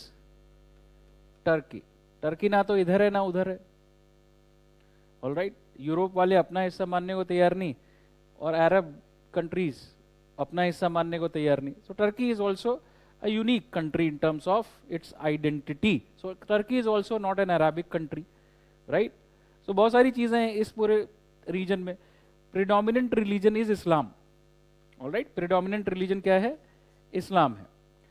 But it may be possible that you are an Arab and you are not a Muslim, all right. So Arab जो है, Arabic जो है, वो linguistic identity है, ethnic identity है, all right. Islam religious identity. Within Islam also two major streams, Shiism and Sunnism. So countries like Iran, countries like Iran are majority Shia, right? They are majority Shia countries, largest concentration of followers of Shiism. Most of these countries then are majorly Sunni countries, but there are differences, so most of these मैं कह रहा हूं ना are Sunni countries, right? Even Turkey, आप तुर्की को भी मान लें, right? तो मैं कह तो रहा हूं most of these, ईरान मैंने बता दिया अलग से, ठीक है। अब बहुत सारे देशों में ऐसा है कि लार्जर माइनॉरिटी भी है, right. So for example Bahrain के साथ केस है कि बहरेन की मेजॉरिटी शिया है, but the ruling family is Sunni, right. But that's a small example. Yemen, right, the Houthi rebels are Sunni, the government mainly is Houthi rebels are Shia, alright, Houthi rebels are Shia and government forces mainly are supported by Sunni powers. Syria के अंदर भी, Syria के अंदर जो president है, president Bashar al Assad, he comes from a very small community called Alawites, the अलवाइट community. अब वो by profession शिया है, जो प्रोफेस किया है उन्होंने उसके हिसाब से वो शिया है, but the majority of the country is Sunni. तो इस तरह के फॉल्ट लाइन्स हैं यहाँ पे इस जगह पे। बट जनरली जो बहुत सारे लोग इसको समझना चाहते हैं, जैसे कई बार होता है एक लेक्चर में, सर वेस्ट एशिया पढ़ाइएगा, क्यों? क्योंकि वहाँ कुछ समझ में नहीं आता ना, वो शिया सुन्नी चलता रहता है। भैया आपको इससे कोई लेना देना नहीं है। सेकंड, ये बहुत ही सिंपल चीजें हैं, सुनने में अच्छी लगती, पर ये एक्सप्लेन नहीं करती। केवल लड़ाई इसलिए नहीं होती कि दो लोगों का रिलीजन अलग अलग है, शिया और सुन्नी है इसलिए लड़ाई करेंगे, ऑलराइट। उसके अलावा भी कुछ और है, religion plus something else, ideology plus something else, तो general awareness, right. So these are the countries. अब यहाँ पे आ गया Israel. Israel is not an Islamic country in terms of majority of people following religion Islam. It's not an Arabic country in terms of majority of people speaking Arabic. All right. It's not a Shia country, right? It's not a Sunni country in terms of number of people adherent of that religion. So Israel is considered to be a Jewish country, right? Judaism is the religion, and when we say Jewish, it's a reference to ethnicity. All right? Jewish, Jews is both a reference to people following Judaism and as well as an ethnicity. तो हम कहते हैं कि these are people, Arab people, Persian people, and the Jews, Jewish people. So यहाँ पे ये हैं, और what kind of language do they speak? They speak Hebrew, all right? So, but there are significant number of Arabic speakers in Israel also, right? अब ये हो गया Iraq. अब इराक में भी इस तरह से आपको और चीजें दिखने लगेंगी. Iraq, the southern part and the eastern part mainly is Shia, right? But these Shias are not Persian, all right? They are Arabic speaking Shias. They are Arabs but also Shias, all right? And then central part of Iraq, generally you will find Sunnis also, right? Northern part of Iraq, you will find another kind of people called Kurds, all right? The Kurdish people. So Kurdish people आपको कहाँ मिलते हैं? You will find Kurdish people in this region. कहाँ कहाँ? Iran, Turkey, Syria, and northern part of Iraq. कौन मिलेगा आपको यहाँ पे? Kurds.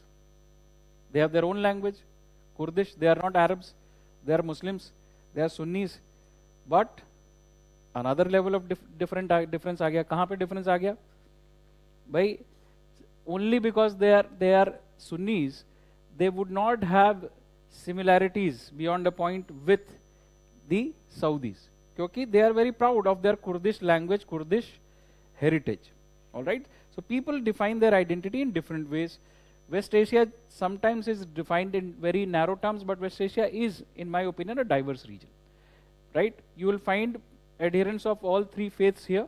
At least historically, this is where three faiths originated: Judaism, Christianity, and Islam. अब इन तीनों के साथ प्रॉब्लम ये है कि तीनों कहते हैं कि सच्चा कौन? मैं. All right? सच का अधिकार किसके पास? मेरे पास. Right? So the God had a covenant with Jews. Jews रास्ते से भटक गए. Then Christians के बाद आए Muslims, right? When Prophet Muhammad gave the message of Quran. तो अब ये तीनों के बीच में difference है, लेकिन इन तीनों के बीच में एक similarity भी है. These are monotheistic religions.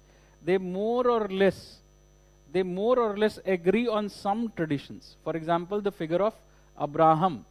All right? अंग्रेजी में कहेंगे अब्राहम, और अगर इस्लाम में कहना है तो कहेंगे इब्राहिम, और जूस कहेंगे Abram. All right? Abraham Christianity में और इब्राहिम इस्लाम में, right? So that's why it is a fascinating region कि ऐसा कैसे होता है, बट कभी कभी हम इसको बहुत नैरोली डिफाइन करने की कोशिश करते हैं. प्रिडोमिनेंट रिलीजन इस्लाम है obviously, but within Islam also from country to country, from people to people there may be differences, right? For example, as I said, Kurds may be Sunni, may be Muslim, but they speak a language called Kurdish. वो उनकी identity का basis है. इसलिए ISIS, which wants to create an Islamic caliphate, an Islamic state, सबसे ज़्यादा उनको उनका मुकाबला किसने किया? कुर्दिश लोगों ने. Kurdish people, the Kurds fought the ISIS, right? यहीं पे, इस पर्टिकुलर रीजन में, सीरिया में और इस पर्टिकुलर रीजन में, right? So a general awareness of this particular region, right? और ये है जिसको हम कहते हैं कॉकेसस. कौन से देश हैं ये? ये है अजरबैजान, ये है आर्मीनिया, और ये है, this is Georgia. All right? And what is this country? This is Cyprus, right? Cyprus. So location wise awareness. Now let's move on. There are some organizations in this region which encompass countries of West Asia as well as countries of North Africa, right? So one of them is Arab League. So about these kinds of organizations, we'll simply know that is a major regional organization. So it was formed in the year 1945. Arab League was formed in 1945. Where is the headquarter? The headquarter is in Cairo, which is Egypt. And then it has 22 members, right? Arab League, formed in 1945. Headquarters in Cairo, Egypt, has 22 members. 22 Arabic speaking countries or culturally Arabic countries are a part of this organization. All right, so this, we gave an example of an organization which has a unique basis, all right, which tries to unite countries on the basis of this Arabic identity. तो आप Arabic कह रहे हैं तो primary commonality क्या होगी कि आप अरबिक स्पीकिंग हैं. All right, so there can be an Arabic speaking Christian, there can be an Arabic speaking Muslim, there can be an Arabic speaking Jew also. All right, so Arabic is a linguistic ethnic identity. So Arab League, like, or League of Arab States, ये organization form हुआ अरब देशों को एक करने के लिए.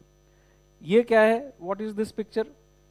This picture is of Gulf, right? What we call Gulf countries, but mainly GCC countries, Gulf Cooperation Council countries, right? Formed in the year, कब form हुआ था गल्फ कोऑपरेशन काउंसिल? 1981. यूपीएससी ने एक क्वेश्चन पूछा है इससे. क्या क्वेश्चन पूछा था? Which of the following are is not a member of GCC? तो वो मैंने आपसे पूछ लिया. ऑल राइट, बट 1981 में फॉर्म हुआ. हेडक्वार्टर्स कहाँ है इसका? Where is the headquarters? Riyadh in Saudi Arabia. All right, now let's move on. What kind of question did we try to answer? जैसे अभी कोई आए मेरे पास कि आंसर राइटिंग का अप्रोच क्या होना चाहिए? आंसर राइटिंग का अप्रोच वही होना चाहिए जो क्वेश्चन आपसे पूछ रहा है, right? So the question of India's energy security constitutes the most important part of India's economic progress. ये क्वेश्चन हमने देखा था कल, मैंने आपको बोला था कि ऐसे यूपीएससी ने एक क्वेश्चन पूछा था. तो ये जो स्टेटमेंट है इसको हम सब्सटेंशिएट करने की कोशिश करते हैं, कॉन्क्रीट बनाने की कोशिश करते हैं by using definitions, all right, और बाय यूजिंग नंबर्स. और बाद में एनर्जी पॉलिसी कोऑपरेशन का मतलब है कि किस तरह का एनर्जी कोऑपरेशन हो रहा है, राइट? सो जब हम क्लास में पढ़ रहे होते हैं, मान लो इसमें वर्ड चेंज कर दो, यहाँ पे कर दो कि economic cooperation with West Asia, right? Economic cooperation with West Asia.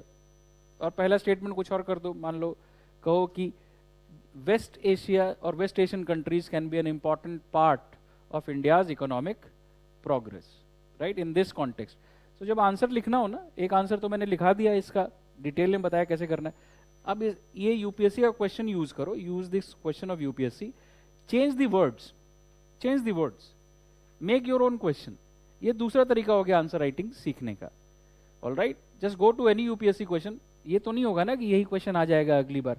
तो ऐसे तो आंसर राइटिंग की प्रैक्टिस नहीं हो सकती कि कुछ सेट ऑफ क्वेश्चन है जो कि आने वाले हैं एग्जाम में, इसलिए प्रैक्टिस कर रहे हैं. यूपीएससी के लेवल पे ऐसा तो हो नहीं सकता कि क्वेश्चन टीचर पढ़ा दे कि क्वेश्चन आ जाएगा.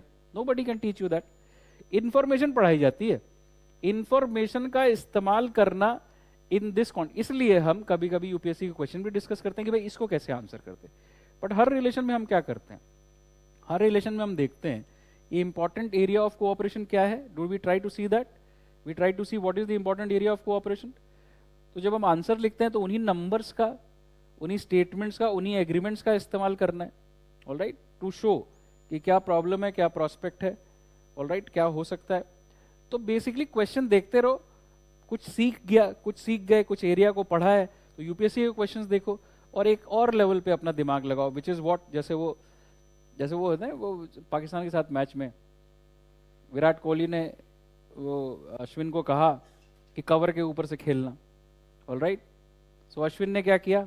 भाई विराट कोहली ने कहा था, विराट कोहली अच्छा बैट्समैन है कवर के ऊपर से खेलने के लिए, लेकिन अश्विन के पास भी तो भाई बॉल तो अश्विन खेल रहा है ना, विराट कोहली तो खेल नहीं रहा. तो टीचर तो एग्जाम दे नहीं रहा, आप दे रहे हैं. तो अश्विन ने देखा कि जब बॉल किया है, लाइन जो है लेग स्टंप के बाहर है, तो उसने क्या किया? बॉल को छोड़ दिया, ही लेफ्ट द बॉल. तो वहां तो सिचुएशन अवेयरनेस आपकी है. सो सिमिलरली सिचुएशन को के हिसाब से आंसर करने के लिए आपको ये करना चाहिए कि जब आप कुछ सीख गए, यूपीएससी का क्वेश्चन देखो, बाई एंड लार्ज वो लैंग्वेज रहने दो. अब मान लो यहाँ वेस्ट एशिया के बारे में पूछा है तो यहाँ पे अफ्रीका ले आओ, ऑल राइट, यहाँ पे अफ्रीका ले आओ, राइट.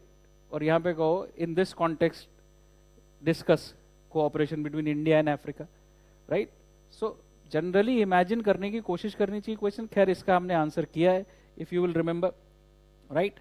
और कोई इन्फॉर्मेशन हमने पढ़ी तो वो ऐसे दिख सकती है। इस तरह की इन्फॉर्मेशन के बारे में यूपीएससी ऐसे ही क्वेश्चन पूछता है, राइट? सो एक एक्सपेक्टेशन हो जाती है ना कि हर चीज में एक्सपर्टीज करनी है, नहीं, टाइम कम होता है हमारे पास, right? The exercise Desert Flag 6 in which India participated for the first time recently is hosted by, question क्या है? Awareness based.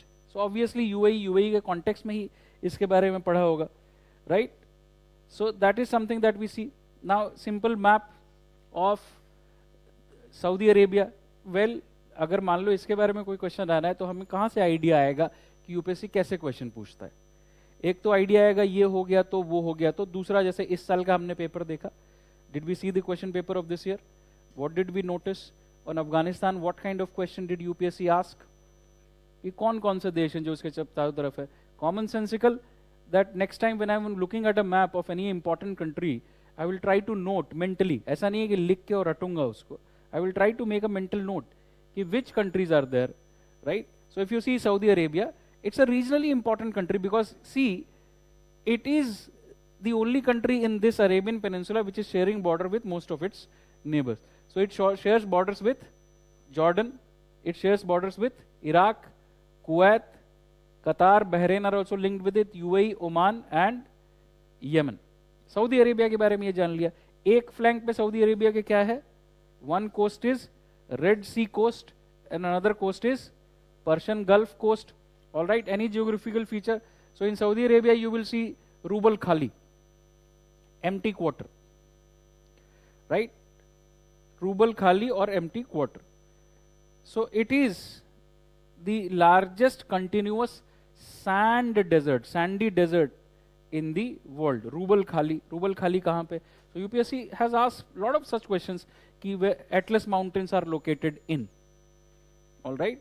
So simple awareness की एक्सरसाइज होती है। तो Rub al Khali is in Saudi Arabia and of course you know about the Red Sea. अब Red Sea के इधर देखो कौन है?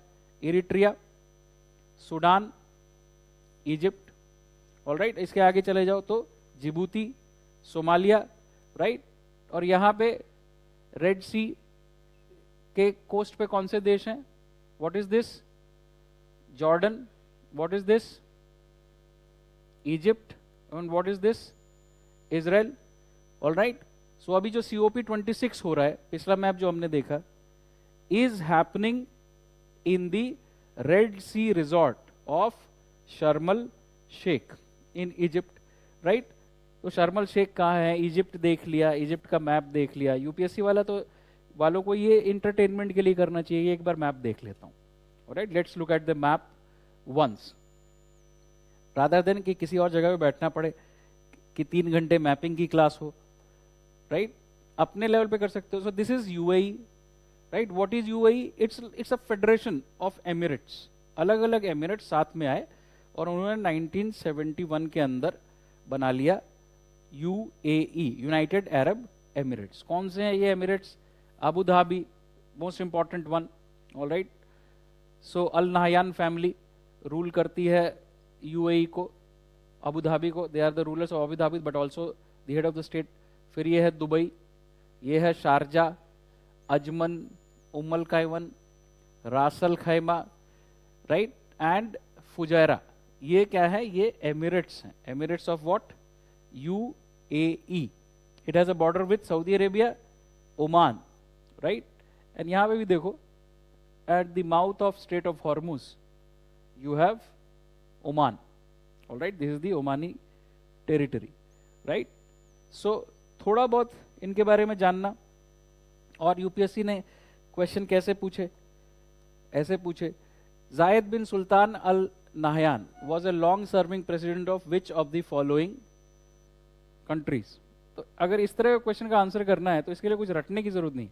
If you are simply reading newspaper, if you are maintaining regularity with the subject, क्या होगा? इस तरह के नाम मेंशन होते हैं, these kinds of names are mentioned, so you have heard of it. Current affairs based question होता है ये, 2006 का है, लेकिन करंट अफेयर्स बेस्ड है। तो ये आपको दिखाता है कि generally keep in touch with the newspaper, right? कुछ चीज़ें सुन के ही काम हो जाएगा। So Zayed bin Sultan al Nahyan first president of UAE, right? Under him, UAE was created, United Arab Emirates. And this question was asked because he, at that point in time, he had passed away. All right. So then these are the kinds of questions that UPSC asks. एक और चीज जो current affairs में आई थी, again you can note it down in the context of UAE, वो ये है, for example कोई डेवलपमेंट हो रहा है. Recently, which of the following countries was recognized by India as a reciprocating territory under Section 44A of Civil Procedure Code? All right. Answer है UAE. 2020 we recognized UAE as a reciprocating territory. Question पढ़ के भी कभी कभी जानकारी जो होती है, under what? Under Section 44A of the Civil Procedure Code. So this is also an example of how UAE is important for us. Reciprocating territory का मतलब क्या होता है? सो रेसिप्रोकेटिंग टेरिटरी का आइडिया आता है सिविल प्रोसीजर कोड के सेक्शन 44A से. Under this the competent authority which is the government of India can determine a foreign country to be a reciprocating territory. When such a country is given the designation of a reciprocating territory, what happens? So decrees of the civil court, designated civil court, all right, मतलब ऐसे court जिनको ये मान्यता दी गई है उस देश में, so their decrees can be enforced in India. उसके लिए अलग से अदालत जाने की जरूरत नहीं है, उनका निर्णय यहाँ पे ऑटोमेटिकली इन्फोर्स हो सकता है. In what kind of matters? In civil matters, but particularly matters related with default of payment, payment से रिलेटेड मैटर. पेमेंट से रिलेटेड वो मैटर जो टैक्स या फाइन नहीं है, राइट, नॉट टैक्स और fine, not a result of arbitration, right. So इसका मतलब क्या हुआ कि मैंने आपको पैसा दिया, पर्सनल ट्रांजैक्शन, ऑलराइट, कंपनी के बीच में ट्रांजैक्शन, और आप पैसे लेके भाग गए. So those kinds of cases, right. So reciprocating territory is a status granted to the courts of or the granted to another country by competent authority under section 44A, which enables the implementation of decrees of designated court from the reciprocating territory in the domestic jurisdiction. मतलब इन courts का निर्णय भारत के अंदर apply हो सकता है कुछ मामलों में. Reciprocating territory. तो यूपीएससी कभी भी रेसिप्रोकेटिंग टेरिटरी के बहुत डीप में नहीं जाएगा in this context, because it knows that not everybody is a lawyer, है ना. लॉ के क्वेश्चन नहीं आते यूपीएससी में. जो लॉ दिखता भी है वो किस तरह का लॉ दिखता है, जो कभी न्यूज में रहा हो, ऑलराइट, लेजिस्लेशन, कॉन्स्टिट्यूशन के कॉन्टेक्स्ट में जो लॉ होता है उस पर ज्यादातर सवाल आते हैं. अगर ये करंट अफेयर्स में सवाल बनना है तो ये सवाल ऐसा बनना चाहिए, ऐसा बनेगा. Recently, which of the following countries was recognized by India as a reciprocating territory under Section 44A of the Civil Procedure Code? Answer तो बहुत ही simple है इसका, UAE, right? Again, current affairs based, right? So now, what do? We look at the next part of the region. What is the next part of the region? So, next part of the region is country called Iran, right? So this is another area where we have relations with this country, Iran. Now why is Iran important?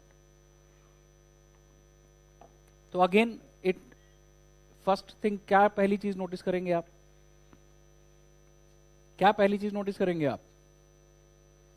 Location. Location का मतलब exam के हिसाब से क्या notice करेंगे? पहली चीज, countries sharing the borders with Iran. यही हम करते रहते हैं क्लास में.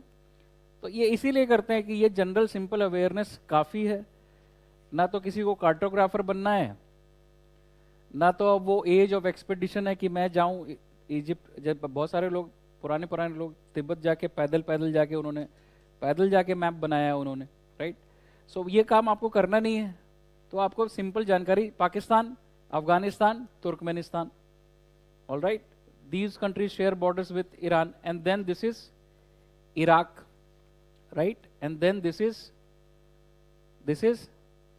Azerbaijan, this is Armenia, all right, and this is Turkey, all right. So these are the countries with which Iran shares a border, all right, with which Iran shares a border, right?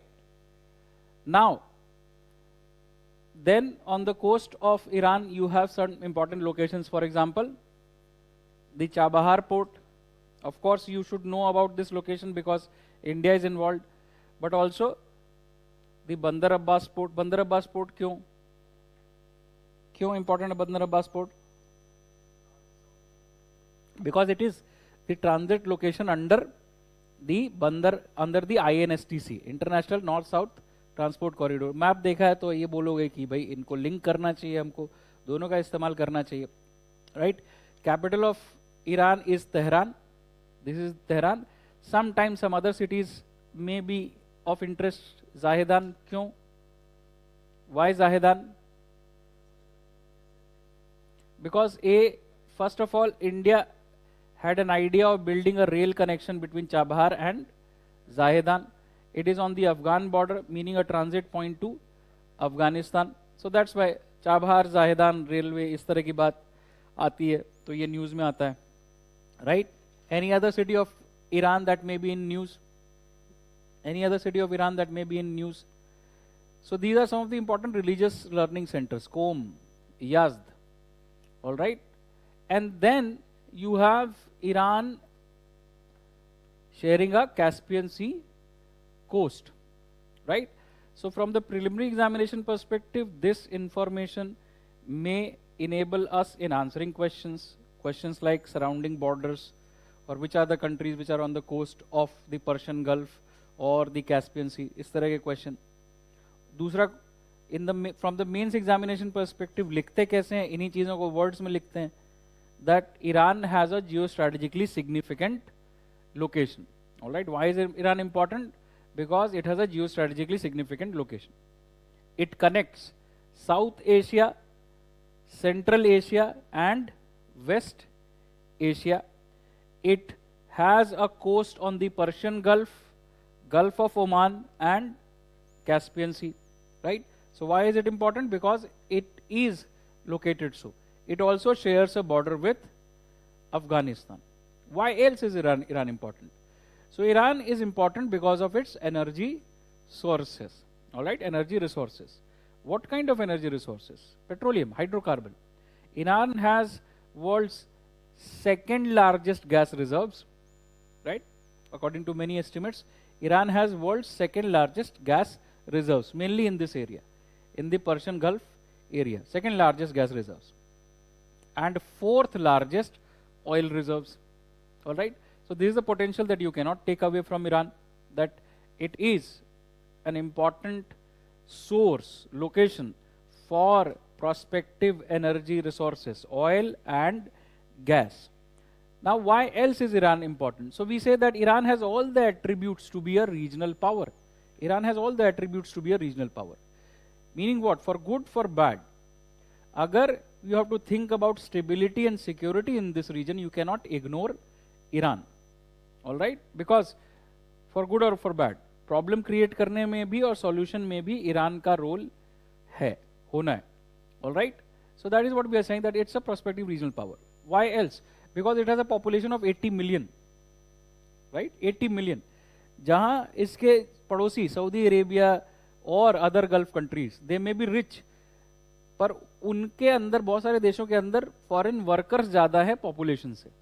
Alright, expatriate workers are larger in number than the domestic population, so they just don't have the human resources. All right, secondly they may have oil and gas, but उनके पास और क्या नहीं है? उनके पास और diversified natural resources नहीं है. पहली चीज तो पानी नहीं है, वाटर. दूसरी चीज पानी नहीं है तो इसका मतलब एग्रीकल्चरल कैपेसिटी भी नहीं है. टेक्नोलॉजी का इस्तेमाल करके यूएई जैसे देश कोशिश कर रहे हैं, but still if you look at Iran, it has 80 million population. It is a large geography which is strategically located. Second, it has oil and gas reserves, तो पोटेंशियली पैसा भी आ सकता है. Third, Iran has survived multiple rounds of sanctions. Reverse engineering कर करके एक plane चलना बंद हो गया तो उसका पार्ट निकाल के दूसरे प्लेन को चला लिया. सो इस सर्कमस्टांस में भी जब कोई देश चल सकता है तो इसका मतलब है कि उसको थोड़ा इज्जत से देखना चाहिए. Right, so it also has a significant scientific industrial base. So that's why you see it. अभी ईरान किस लिए न्यूज में है? Russia is using Iranian drones, alright, the kamikaze drones, और ईरान का अपना मिसाइल प्रोग्राम भी है, right. So Iran is also developing that particular potential weapons program or a military capable military or demographic potential or energy potential or location potential. That's why Iran is an important regional power. पर इसके बाद भी Iran remains isolated, all right.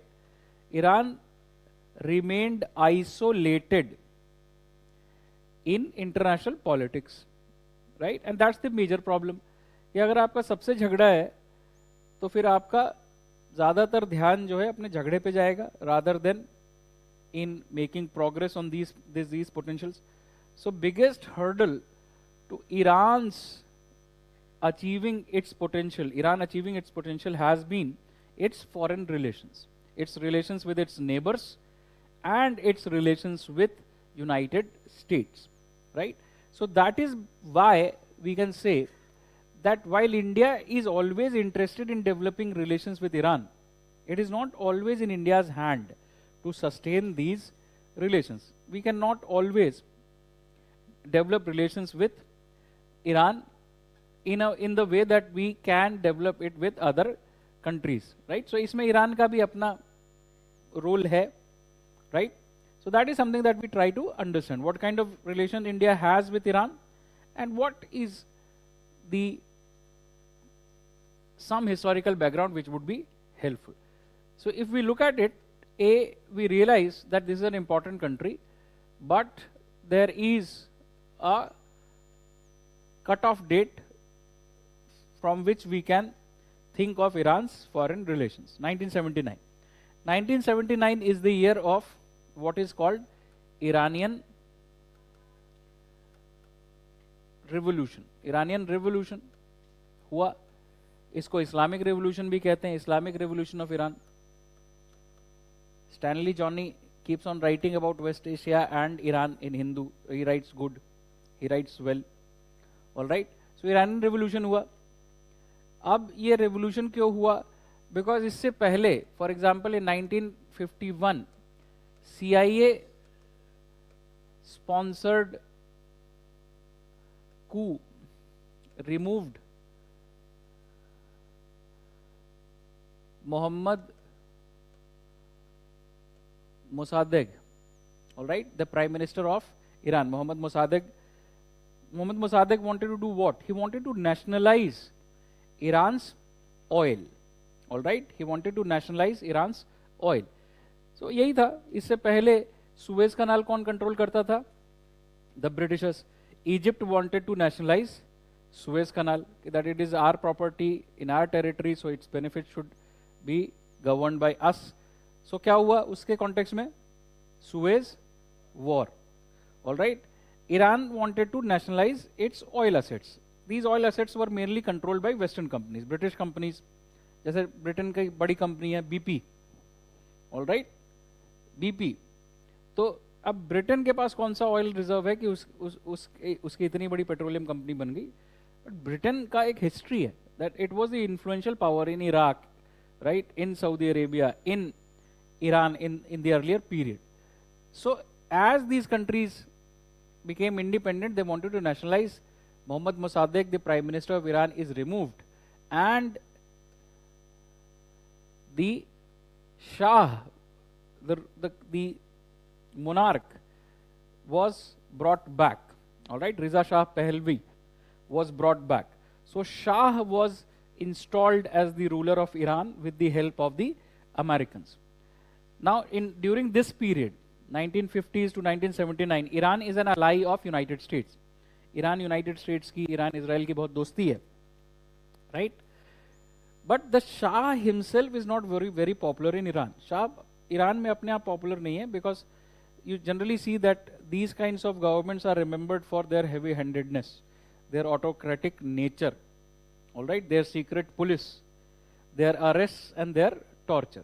So Shah is not domestically very popular, though Shah's rule is is sometimes remembered as an era of modernization, right? तो कई लोग compare करते हैं कि उस समय महिलाएं कैसे रहती थी ईरान में, अब कैसी रहती हैं. Be that as it may, Shah was not very popular. कोई section of society, no section of society was happy with Shah. All right, and all these sections of society revolted against the Shah, leading to 1979 revolution. So the nature of the revolution was that it was supported by what are called the bazaris, people who are economically active, the business people, the religious clergy, the students, the trade unions, the communist party. Iran had a communist party then, right? So these all had supported the revolution against Shah. But ultimately it became Islamic revolution because clergy or the religious leadership was the most prominent one. All right, जो सबसे तैयार रहता है race में वही जीतता है, right? So clergy had a network, clergy had social respect, and the leadership of Ayatollah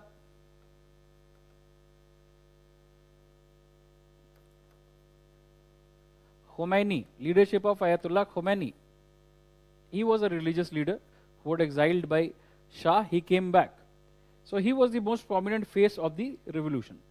So Ayatollah Khomeini became the leader, and Iran then we can say is a majorly a theocracy. All right, because the top leadership of Iran is religious clergy. All right, top leadership of Iran is religious clergy, religion wale log, right? So, but Iran also holds elections, multiple elections. So this is what is called complexity.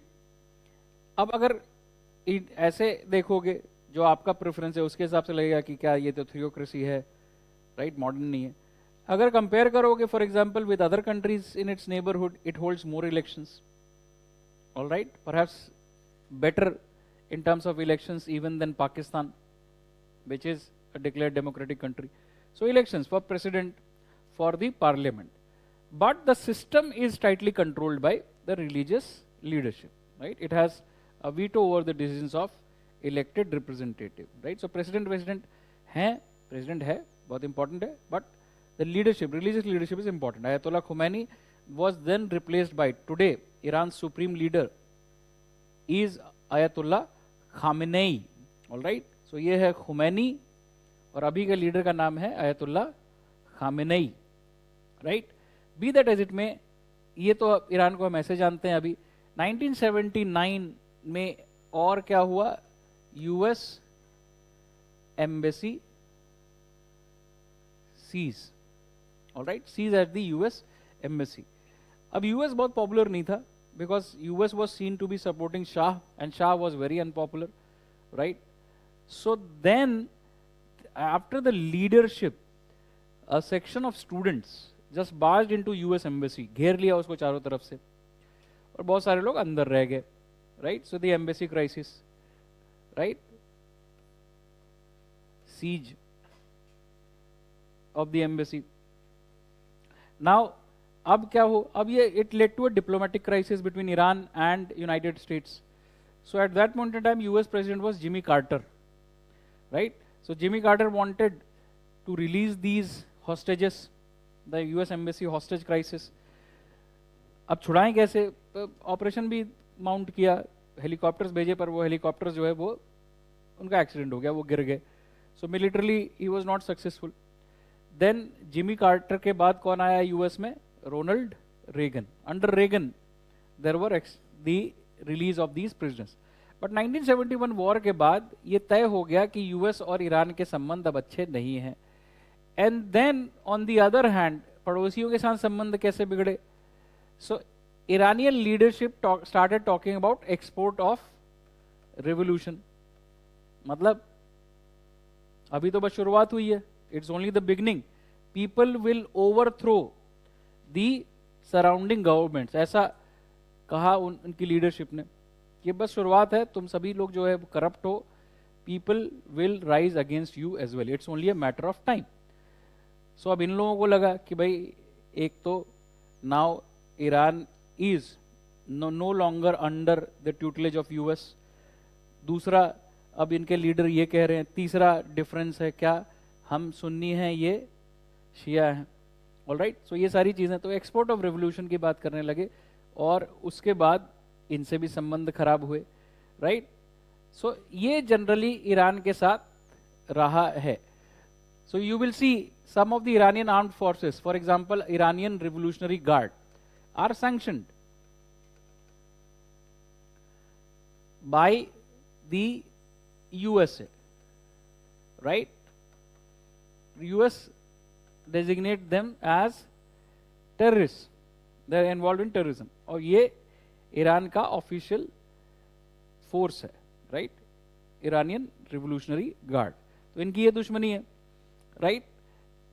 अब दूसरा issue ये है कि धीरे धीरे धीरे धीरे करते करते बहुत सारे टर्म यूएस के प्रेसिडेंट्स ने यूज किए हैं। एक्सिस ऑफ ईविल, है ना, हम हमारे से बहुत सारे लोग इसको अडॉप्ट कर लेते हैं कि सर एक्सिस ऑफ ईविल, या फिर दूसरा रोग स्टेट। अब भाई ये कोई टेक्निकल कैटेगरीज नहीं है, ये इसलिए पॉपुलर हुए कि यूएस प्रेसिडेंट्स ने अपने स्पीच में कहा कि there is an axis of evil and there are rogue states.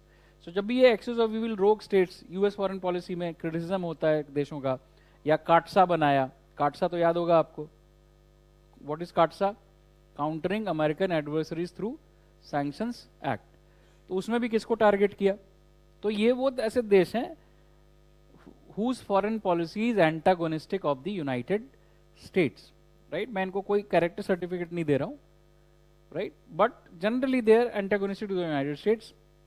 तो कौन से देश हैं ये? ईरान, नॉर्थ कोरिया, लीबिया और एक टाइम पे Iraq, alright? Iraq under Saddam Hussain, right? So these kinds of terms are used by US. सो ये तो बहुत ही क्लियर है कि उसके साथ संबंध खराब है। दूसरा, अभी देखोगे कि एक्सपोर्ट ऑफ रिवोल्यूशन की बात की, regional role of Iran is also referred to as interference by Arab countries, कि ईरान इंटरफियर कर रहा है, राइट? सो कहां पे, कहीं पे भी देख लो, जो भी मेन इशू चल रहा है, Yemen, Syria, Palestine, alright, Lebanon. Lebanon के अंदर बड़ा यूनिक सा एक सिस्टम है। लेबनन जो देश हमने देखा, Lebanon is a very unique system. What kind of system? So it is called confessional democracy. Confessional democracy का मतलब क्या? उन लोगों ने पहले ही रिकॉग्नाइज कर लिया कि तीन कम्युनिटीज हैं, तीन कम्युनिटीज लड़ती रहेंगी। So which are the three communities in Lebanon? You have the Sunni, you have the Maronite Christians, alright, Christians, Maronite Christians as they are called, and you have the Shias, alright? तीन तरह के major social groups हैं कहाँ पे? Lebanon में, right? तो उनके confessional system का मतलब क्या है? प्रेसिडेंट मारोनाइट क्रिश्चियन होगा, प्राइम मिनिस्टर सुन्नी होगा, और speaker of the parliament would be a Shia.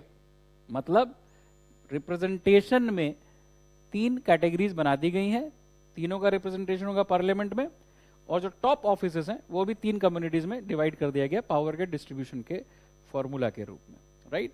The president is Maronite Christian, the prime minister is Sunni, and the speaker of the parliament is a Shia. So वहां पे confessional system, consociational system है, right?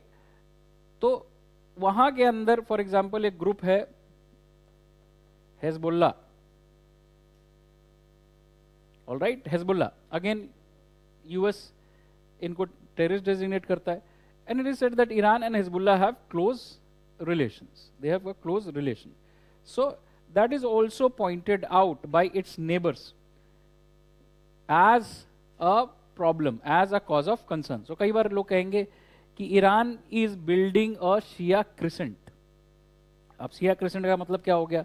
यहाँ Iran से शुरू करके और फिर नीचे आ गया यहाँ पे यमन, और ऊपर की तरफ जाओ तो Lebanon, but also Palestinian territories, जहाँ पे ईरान का अपना इन्फ्लुएंस है। तो ऐसा बहुत बार लोग कहते हैं, पर जो भी हो, इसका मतलब ये है कि the neighbors of Iran have long-standing problems with it. So its regional role is also part of its problems with the international community, right? और इसके अलावा its missile program, all right, as somebody is saying that, कौन कह रहा है ये? अनूप कह रहा है, Iran claimed that it has developed hypersonic missile. In simple terms, Iran has a missile program, right? So its missile program, so it has developed weapon system which is capable of targeting not only these countries but capable of targeting the European capitals but also targeting Israel. तो ये एक problem है. और दूसरा एक major problem शुरू हुई, the nuclear programme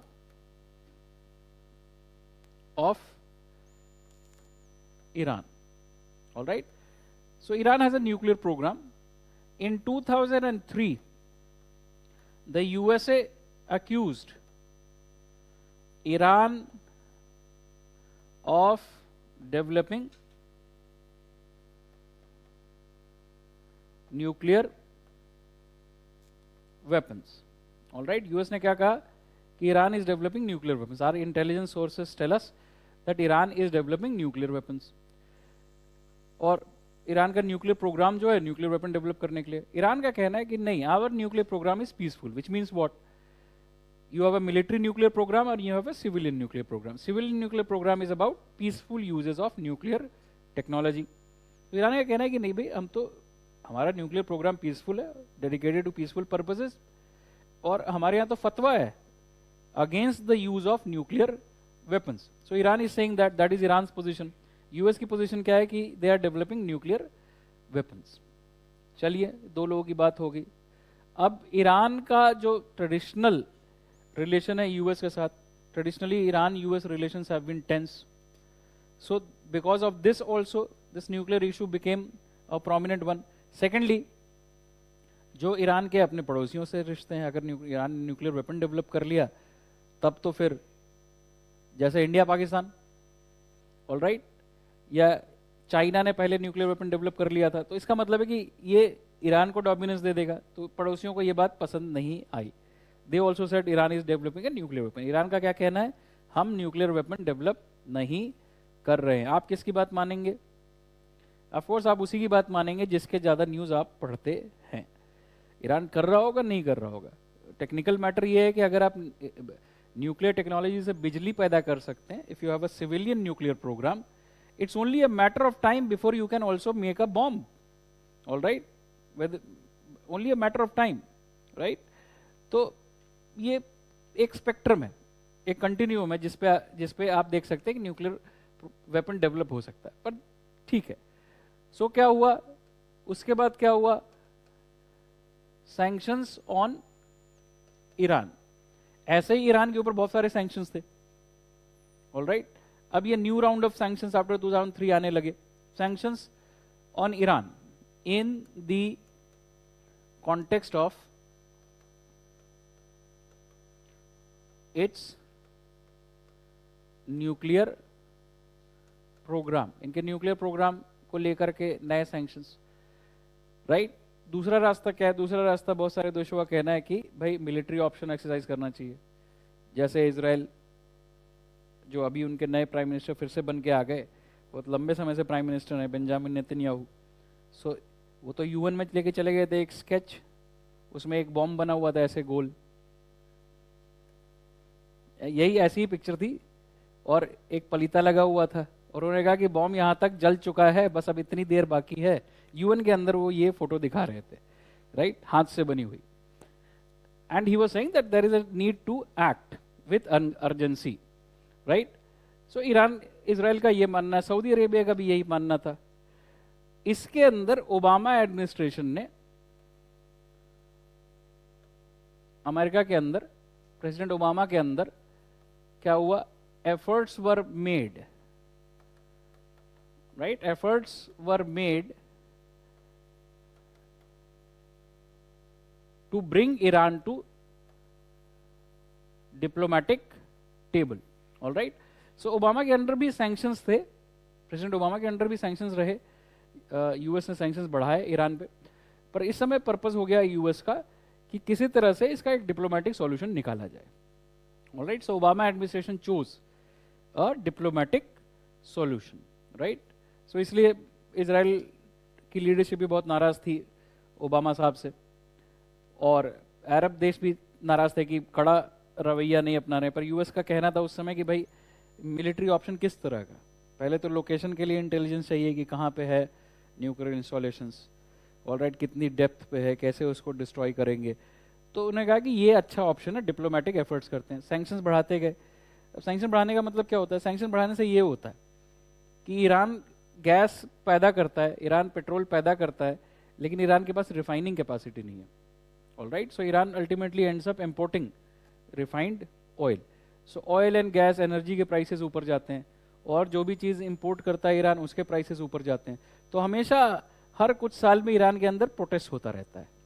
alright, Iran के लोग बड़े फैसिनेटिंग लोग हैं। ऑलराइट, सो वहाँ पे हमेशा देखो एक प्रोटेस्ट चलता रहता है, प्रोटेस्ट होता रहता है कि, और प्रोटेस्ट मेनली किस बात पे होता है? इकोनॉमिक इश्यूज पे ज़्यादा होता है, अनएम्प्लॉयमेंट और राइज इन एनर्जी प्राइसेस। तो ये जो डोमेस्टिक प्रेशर है, सैंक्शंस जो भी लगाता है वो ये सोचता है कि ये जो प्रेशर होगा इसकी मदद से उस कंट्री का डिसीजन बिहेवियर चेंज किया जा सकता है, इसलिए सैंक्शन लगाते हैं। राइट, एक तरीका ये हो गया कि सैंक्शन लगाया, महंगाई बढ़ी, तो जनता ने खुद कहा कि भाई पॉलिसीज चेंज करो। राइट, इसलिए सैंक्शन लगाए थे। तो ईरान यही सोचती कि सैंक्शन लगाओ, ईरान डिप्लोमेटिक टेबल पे आएगा, पर ये इतना आसान नहीं है। ऑलराइट, पुतिन साहब पे सैंक्शन लगाते जाओ, would he come to the negotiating table? Sanctions पे तो नहीं, पर हाँ, जैसे अब इंडिया इज पिचिंग कि भाई third world is in pain, please come to the negotiating table. अगर रशिया को अपने ग्लोबल इमेज के बारे में सोचना है, और ऐसा भी कुछ लड़ाई करके बहुत कुछ अचीव नहीं कर लिया रशिया ने, ये दिखा दिया कि भाई हमें गुस्सा आ रहा है, we are important, stay back, हो गया। अब इससे पीछे आने की जरूरत है रशिया को भी। ऑलराइट, लेकिन अब मान लो पुतिन साहब की जगह कोई और आ जाए, right, government changes for whatever reason, then change in leadership may have a different thinking. So ऐसा ही हुआ, ईरान के अंदर दो तरह के प्रेसिडेंट हुए, जनरली ऐसा कहा जाता है दो तरह के प्रेसिडेंट, दो ओरिएंटेशन के प्रेसिडेंट है, कंजर्वेटिव और रिफॉर्मिस्ट। ऑलराइट, कंजर्वेटिव और रिफॉर्मिस्ट। कंजर्वेटिव का मतलब होता है पॉलिटिक्स में वो जो परंपराओं को बनाए रखना चाहते हैं, वो जो चेंज पसंद नहीं करते हैं। ऑलराइट, ये सिंपल मतलब होता है कंजर्वेटिव होने का। अगर कोई कंजर्वेटिव कहे तो इसका मतलब होता है कि भाई जो परंपरावादी हैं, right, traditionalist who want to maintain the status quo. All right, और जब हम कहते हैं रिफॉर्मिस्ट, या जब हम कहते हैं progressive, conservative and progressive, conservative and reformist, reformist वो लोग हैं जो चाहते हैं चेंज हो, है ना, कि कुछ प्रॉब्लम्स हैं उनको सुधारना चाहिए, चेंज होना चाहिए। कंजर्वेटिव कहेंगे कि नहीं नहीं, ये सदियों से चली आ रही परंपराएं हैं, इनको बदलने की जरूरत नहीं है। राइट, सो वैसे ही इस दो कैटेगरी के प्रेसिडेंट कहे जाते हैं। सो जैसे इस समय ईरान के प्रेसिडेंट है Mahmoud Ahmadinejad. All right, Mahmoud Ahmadinejad is a conservative and a hard liner. अखबार ऐसा भी कहते हैं हार्ड लाइनर, राइट, मतलब जो कॉम्प्रोमाइज करने को तैयार नहीं हो। सो वो स्टेटमेंट देते रहते हैं कि we will wipe Israel out of the map, है ना, इस तरह के स्टेटमेंट। तो इजराइल कहता है कि भाई this is a existential threat. Right, in any case he was in a different category. Right, बहुत सारे लोग ऐसे नहीं होते। तो देन उनके बाद you have election of, in this period election of a reformist president. Alright, reformist president का आना हुआ हसन रूहानी। सो अब उस पीरियड के अंदर बातचीत की संभावना बढ़ गई, क्योंकि जो नई गवर्नमेंट है वो देखती है कि इकोनॉमी को इंप्रूव करने का तरीका है सैंक्शंस को हटाना, सैंक्शंस को हटाने के लिए न्यूक्लियर इशू पे बात करनी पड़ेगी। तो फिर क्या हुआ, फिर बातचीत शुरू हुई, और उसके बाद एक एग्रीमेंट आया, an agreement was worked out. This agreement is called JCPOA, joint comprehensive plan of action, joint comprehensive plan of action. अब ये joint comprehensive plan of action क्या है, JCPOA क्या है, joint comprehensive plan of action. So this is an agreement between P5+1 plus Iran. Alright, P5+1 plus Iran. P5 permanent members of the security council, +1 is Germany, +1 is Germany, all right, Germany and Iran. So ये लोग, Germany representing European Union, Germany had involvement with Iran, है ना, तो इसलिए Germany यहाँ पे involve है. सो ये 2015 में ये एग्रीमेंट साइन हो जाता है, 2016 में ये एग्रीमेंट इंप्लीमेंट हो जाता है. अब इसके अंदर क्या है? In simple terms, this is an agreement on Iranian nuclear programme और ईरानियन न्यूक्लियर इशू. जब ये इशू बना, इसका सॉल्यूशन ऐसे निकाला गया, राइट. इसमें क्या हुआ? Iran accepted limitations on its nuclear program. All right, Iran accepted limitations on its nuclear programs. मतलब ईरान ने कुछ शर्तें मान ली, जैसा कि that it would not go beyond 3% enrichment of uranium, है ना. सो न्यूक्लियर पावर प्रोड्यूस करने के लिए 3% enrichment of uranium is enough. Nuclear weapon produce करने के लिए आपको यूरेनियम का एनरिचमेंट 90% एंड अबव ले जाना पड़ेगा. So Iran accepted that we would not breach the enrichment beyond 3%. दूसरा, reduce the number of centrifuges devices used for this purpose. So it would reduce the number of centrifuges that it has. तीसरा, it would close down certain facilities, right, of heavy water. चौथा, it also agreed to store the spent fuel and give access to IAEA inspectors. So spent fuel है, it's a fissile material, all right, nuclear cycle के अंत में जो आपको मिल रहा है civilian nuclear programme में, तो वो भी वेपन बनाने के काम आ सकता है.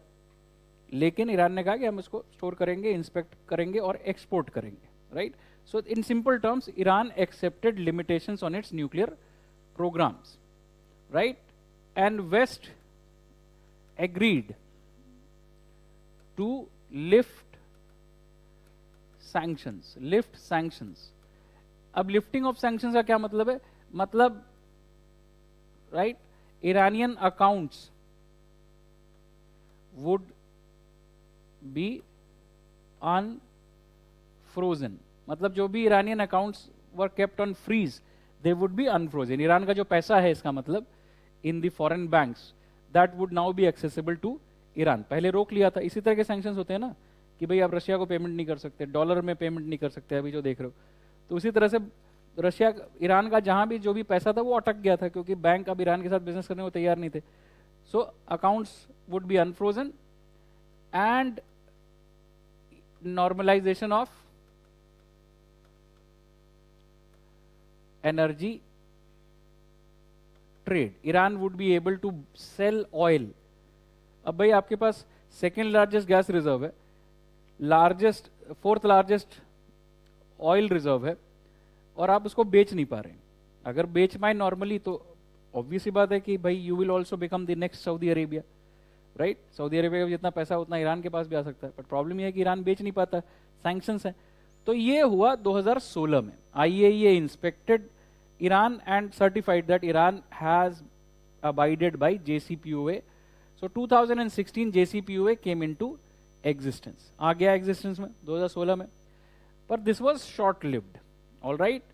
सो नाउ, क्योंकि 2016 में एक और चीज आ गई थी दुनिया में, Donald Trump as US president. So Donald Trump had a very unique approach. उनका कहना था कि मैं बहुत बड़ा बिजनेसमैन हूँ, I have made billions of billions, ऐसी बात करते हैं, billions and billions of, कभी नंबर नहीं देते हैं कि 1 billion की 2 billion, all right, billions of dollars है मेरे पास, मैं बहुत अमीर हूँ, मैं billions of dollars टैक्सेस में देता हूँ. उनके टैक्स पेपर बहुत सारे लोग मांगते रहे कि दिखाओ, वो कभी दिखाए नहीं गए. And he always believed कि भाई I will make better deals, right? Till now, before me, America has been taken advantage of. मैं आ गया हूँ अब, दुनिया भर में कोई अमेरिका को बेवकूफ़ नहीं बना सकता, है ना. अमेरिकन की एक इमेज ये भी है कि उनको कुछ पता नहीं होता. बियॉन्ड देयर ओन कंट्री, ऐसा भी अमेरिका के बारे में बहुत सारे लोग मानते हैं। ऑलराइट, सो डोनाल्ड ट्रंप का ये अप्रोच था। So Donald Trump was critical of JCPOA। Alright, critical of JCPOA, उनका क्या कहना था, it's a weak deal. Weak deal क्यों? क्योंकि इस एग्रीमेंट को अगर देखें तो it had to be in effect for 10 years. 10 साल के लिए एग्रीमेंट साइन किया गया था। कोई भी एग्रीमेंट जनरली ऐसा ही साइन होता है, कुछ समय के लिए, उसके बाद देखते हैं, उसको रिव्यू करते हैं। ऐसा नहीं होता है कि जिंदगी भर, शादी नहीं हो रही है कोई, ये है ना। तो 10 ईयर्स, और इसमें 1 year of breakout time, 1 year of breakout time था। मतलब अगर मान लो ईरान अपने एग्रीमेंट के कमिटमेंट को वायलेट करना शुरू कर दे, from that day, the day on which Iran starts violating its commitment to the day it is able to develop a nuclear weapon, कितना टाइम लगेगा उसको? 1 साल। ऑलराइट, ये ब्रेकआउट टाइम था।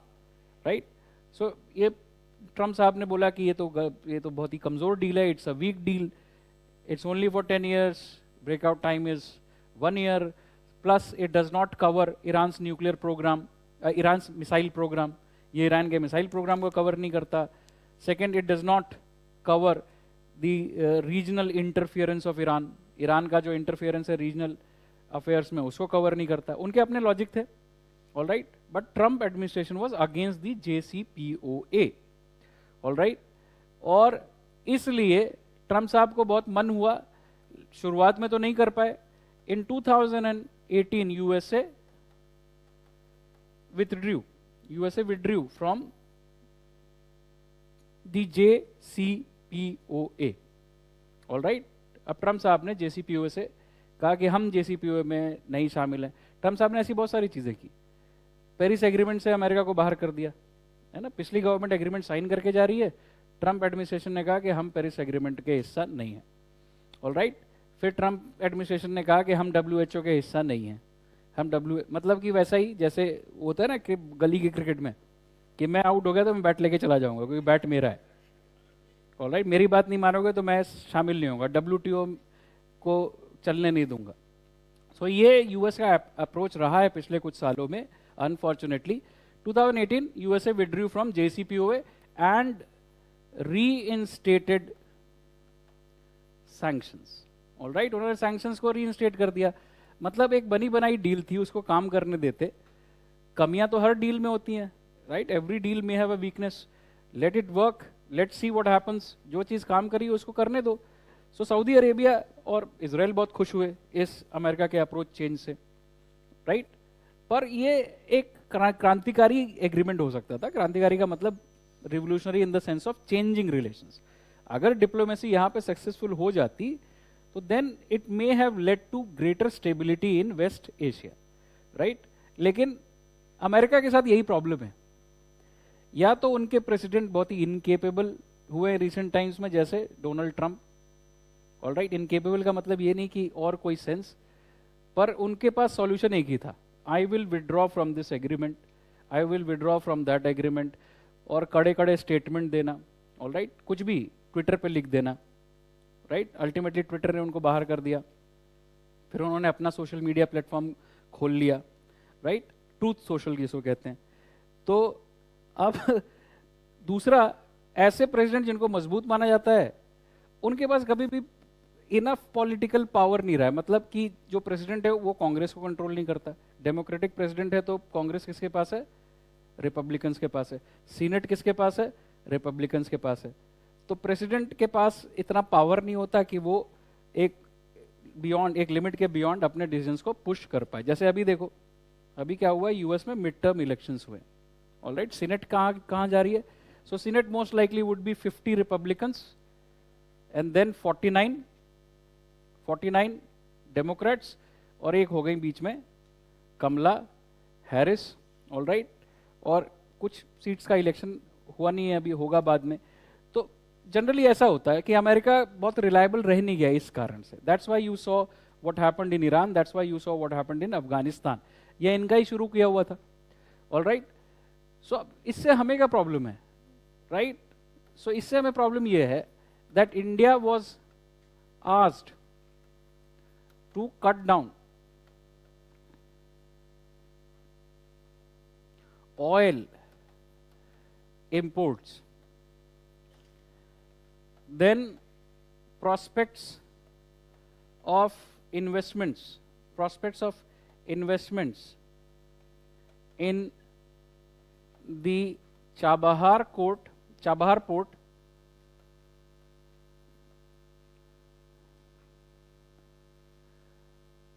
and Zahedan railway were affected. है ना, इस पे प्रभाव पड़ा। कि क्यों ये जरूरी है जानना, क्योंकि देखो India would like to buy oil from Iran, ये तो तय है, India would like to buy oil from Iran. क्यों? क्योंकि Iran is geographically the closest, right? So that a ensures that your energy relations can be sustained because it is geographically closer source. दूसरा, Iran की अपनी परिस्थितियां ऐसी थी कि Iran used to offer a longer credit period, कि ले जाओ तेल 90 दिन में पैसा दे दे रहा। आपको भी वही दुकानदार पसंद आता है ना जिसको आप कह सके कि लिख लेना। सो वी हैड अ लिख लेना kind of relationship with Iran, right? It offered 90 days of credit period, right? So it's a beneficial relation for us. और हम अमेरिका ईरान को पसंद नहीं करता इसलिए ऑयल नहीं खरीदे, that doesn't make sense to us. So we make efforts to buy oil from Iran as much as possible. So अगर हम पीछे जाएं इसमें, so we will see under Obama administration also there were sanctions. उस sanction में India से expectation ये थी that India would cut down oil imports to as close to zero as possible. So India ने oil import कम किया। India was keen on developing civil nuclear cooperation with US. इसलिए India at IAEA voted against Iran. All right? ये हम compromise करते हैं because in our view, our relations with US and the progress in that relation at that point in time was more important in the as compared to Iran. So हमने Obama administration के दौरान जब उन्होंने कहा कि भाई तुम हमारी बात सुनते ही नहीं हो, तुम्हें सिविल न्यूक्लियर डील चाहिए, स्पेशल रिलेशन चाहिए, तो कुछ आपको करना पड़ता है। सो आईएईए में हमने इस तरह के रेजोल्यूशन के फेवर में वोट किया कि भाई ईरान को अपना एनपीटी जो कमिटमेंट है वो मानना चाहिए, नॉन प्रोलिफरेशन ट्रीटी कमिटमेंट मानना चाहिए। मतलब हम ये नहीं कह रहे कि ईरान न्यूक्लियर वेपन डेवलप कर रहा है, नहीं कर रहा है, हम कह रहे हैं कि एनपीटी है, हाँ भाई एनपीटी मान लो, अपना कमिटमेंट मान लो। सो ये ईरान को पसंद नहीं आता है। फिर जब कई बार बात आती है कि सैंक्शंस किस तरह के, तो सैंक्शंस जनरली डॉलर से रिलेटेड होते हैं, या ऐसा होता है कि जो भी कंपनी ईरान से बिजनेस कर रही है वो यूएस बिजनेस नहीं कर पाएगी। तो हमको सोचना होता है कि भाई हमारी कंपनियों का ज़्यादा लेना देना किससे है। हमारी कंपनियों का स्पेस रिसर्च में, न्यूक्लियर रिसर्च में और एडवांस टेक्नोलॉजी के फील्ड में ज़्यादा लेना देना यूएस से है। ऑलराइट? सो उन कंपनीज को बैन से बचाने के लिए कि अगर यूएस ने उनको बैन कर दिया, मान लो डीआरडीओ को, इसरो को बैन कर दिया, या और इस तरह के एंटिटीज को बैन कर दिया क्योंकि आपका कोऑपरेशन ईरान के साथ है, तो एक बिना मतलब की मुश्किल खड़ी हो जाएगी। इसलिए हम ये डिसीजन लेते हैं। हम ये नहीं कहते कि हम सैंक्शंस मान रहे हैं, हम कहते हैं कि हम कोऑपरेट कर रहे हैं आपके साथ, लेकिन हम एग्री नहीं करते। सो आईएईए में ईरान के खिलाफ वोट किया और ऑयल का इंपोर्ट कम किया, खत्म नहीं किया, कम किया। ट्रंप के एडमिनिस्ट्रेशन में क्या हुआ कि ये ऑयल इंपोर्ट हमको खत्म करना पड़ा। उसके बाद क्या हुआ, ये 2016 में जेसीपीओए लागू हो गया। तो 2016 में क्या हुआ, India signed an agreement on Chabahar port. अब चाबहार पोर्ट का प्लान तो 2003 से है। Alright? Chabahar ports planning has been there from 2003। Gwadar, Chabahar ये आज के नहीं है, ये पोर्ट्स हैं, ये लोकेशन है, they have been identified for their potential. But वो जो चाबहार का प्लान है 2003 का, वो कल्मिनेट होता है 2016 में। क्यों होता है? Because of external sanctions. परिस्थितियां अलाउ नहीं करती कि भाई हम इस तरह की चीजें कर पाए। 16 में ये एग्रीमेंट साइन होता है। उस एग्रीमेंट में एक चीज क्या होता है, वेस्ट एग्री करता है टू रिलैक्स और रिमूव सैंक्शंस ऑन ईरान। ये तैयारी करते हैं। उससे हमारा फायदा क्या होता है, we immediately are able to move ahead and sign an agreement। जैसा आपको याद होगा अफगानिस्तान के केस में, it was part of Iran Afghanistan and India, they signed an agreement, trilateral agreement in 2016. So 2016 में ही क्यों? क्योंकि 2016 में JCPOA क्रिएटेड कंडीसिव कंडीशंस, हमारा तो फायदा था JCPOA से, है ना? तो इसलिए कई लोग पोजीशन लेने लगते हैं, कई लोगों ने ईरान के बारे में पढ़ा होता है तो ईरान के बारे में एक व्यू बना लेते हैं, है ना, रशिया के बारे में, सऊदी अरबिया के बारे में। तो पहली चीज़, ये निर्णय जो है आपके व्यूज से नहीं होते, ये इंटरेस्ट से होते हैं, राइट? हमारा इंटरेस्ट क्या है? पास में है, ऑयल खरीदना हमारे लिए फायदेमंद है। पास में है, कनेक्टिविटी बनाना, किस लिए? पाकिस्तान को बाईपास करने के लिए, अफगानिस्तान जाने के लिए, सेंट्रल एशिया जाने के लिए, रशिया जाने के लिए। सबसे छोटा रास्ता कहाँ से मिल रहा है हमको? ईरान से। ऑलराइट, सो ये फायदा है हमको। और उसके बाद, इसके बाद हमने और क्या किया? We increased oil imports. जैसे ही मौका मिला, जैसे ही सैंक्शंस का खतरा नहीं रहा, वी इंक्रीज्ड ऑयल इंपोर्ट्स। मतलब सैंक्शन का खतरा तो नहीं, लेकिन यूएस और ईरान के बीच में एक तरह की समझ बन गई, समझदारी बन गई, right? So when they reach to an understanding, it opened up opportunities for us, है ना? It increase, India increase oil imports इसके बाद टू द एक्सटेंट कि 2018 में जब हमको रोकना पड़ा, Iran was the second largest supplier. Iran was the second largest supplier, मतलब नंबर 2 का सप्लायर था हमारे लिए उस पर्टिकुलर साल में। ये क्या दिखाता है? That despite the difficulties, India is interested in safeguarding and expanding its relations with Iran. India का इंटरेस्ट है, and that's where you will see, if we look at the relations between India and Iran, they have been based on एक तो हमारा cultural and civilisational affinity है, cultural and civilisational affinity, this you only consider a part of background. Alright, cultural civilisational affinity किस फॉर्म में? किस फॉर्म में? Many forms, right?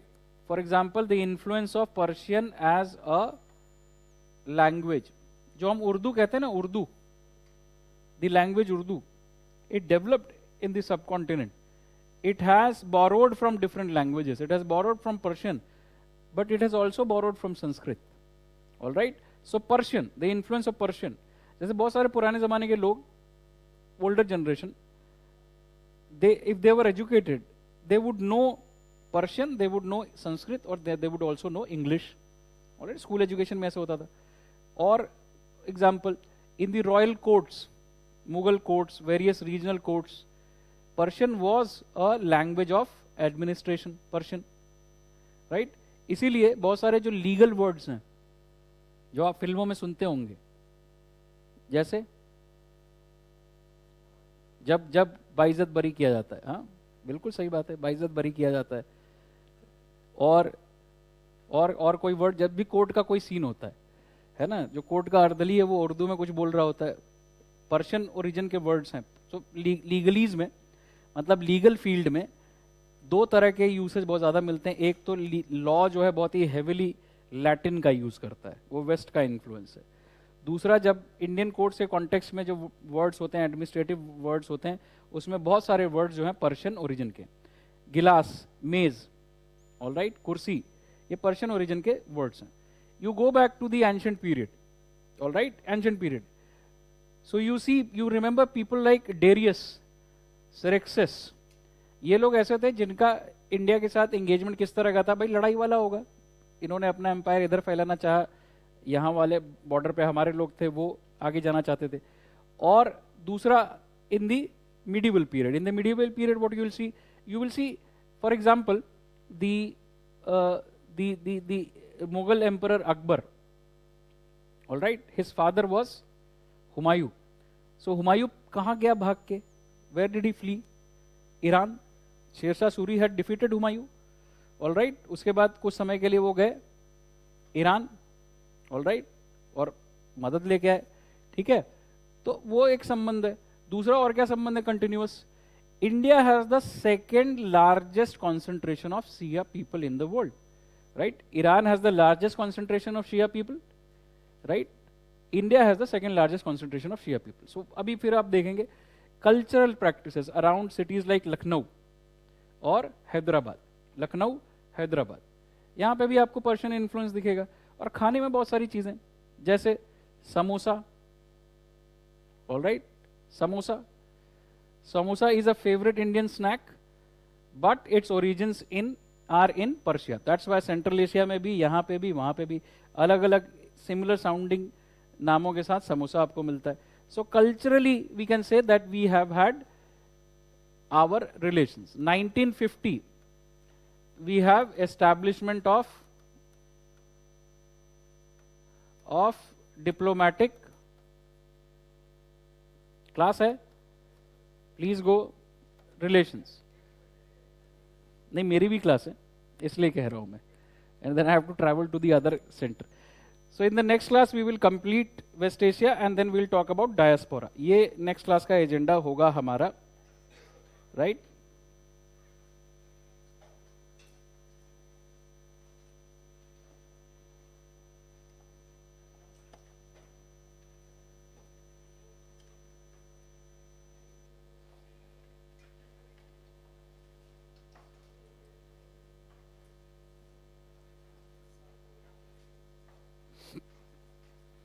Adarsh ask breakout time क्या है? सो ब्रेकआउट टाइम मैंने ये कहा कि भाई JCPOA साइन किया, ईरान ने अपने न्यूक्लियर प्रोग्राम पे लिमिटेशन एक्सेप्ट किया। अब हम एक ऐसी सिचुएशन मानते हैं जहां पे ईरान JCPOA वायलेट करना शुरू कर देता है, तो कितना टाइम लगेगा उसको न्यूक्लियर वेपन्स बनाने में टेक्निकली? तो वो है ब्रेकआउट टाइम, 1 साल का पीरियड। ऑलराइट, सो इस JCPOA की मदद से ईरान और न्यूक्लियर वेपन्स के बीच में 1 साल का गैप रहेगा। जब ईरान मानना बंद कर दे तब भी, ये ब्रेकआउट पीरियड है।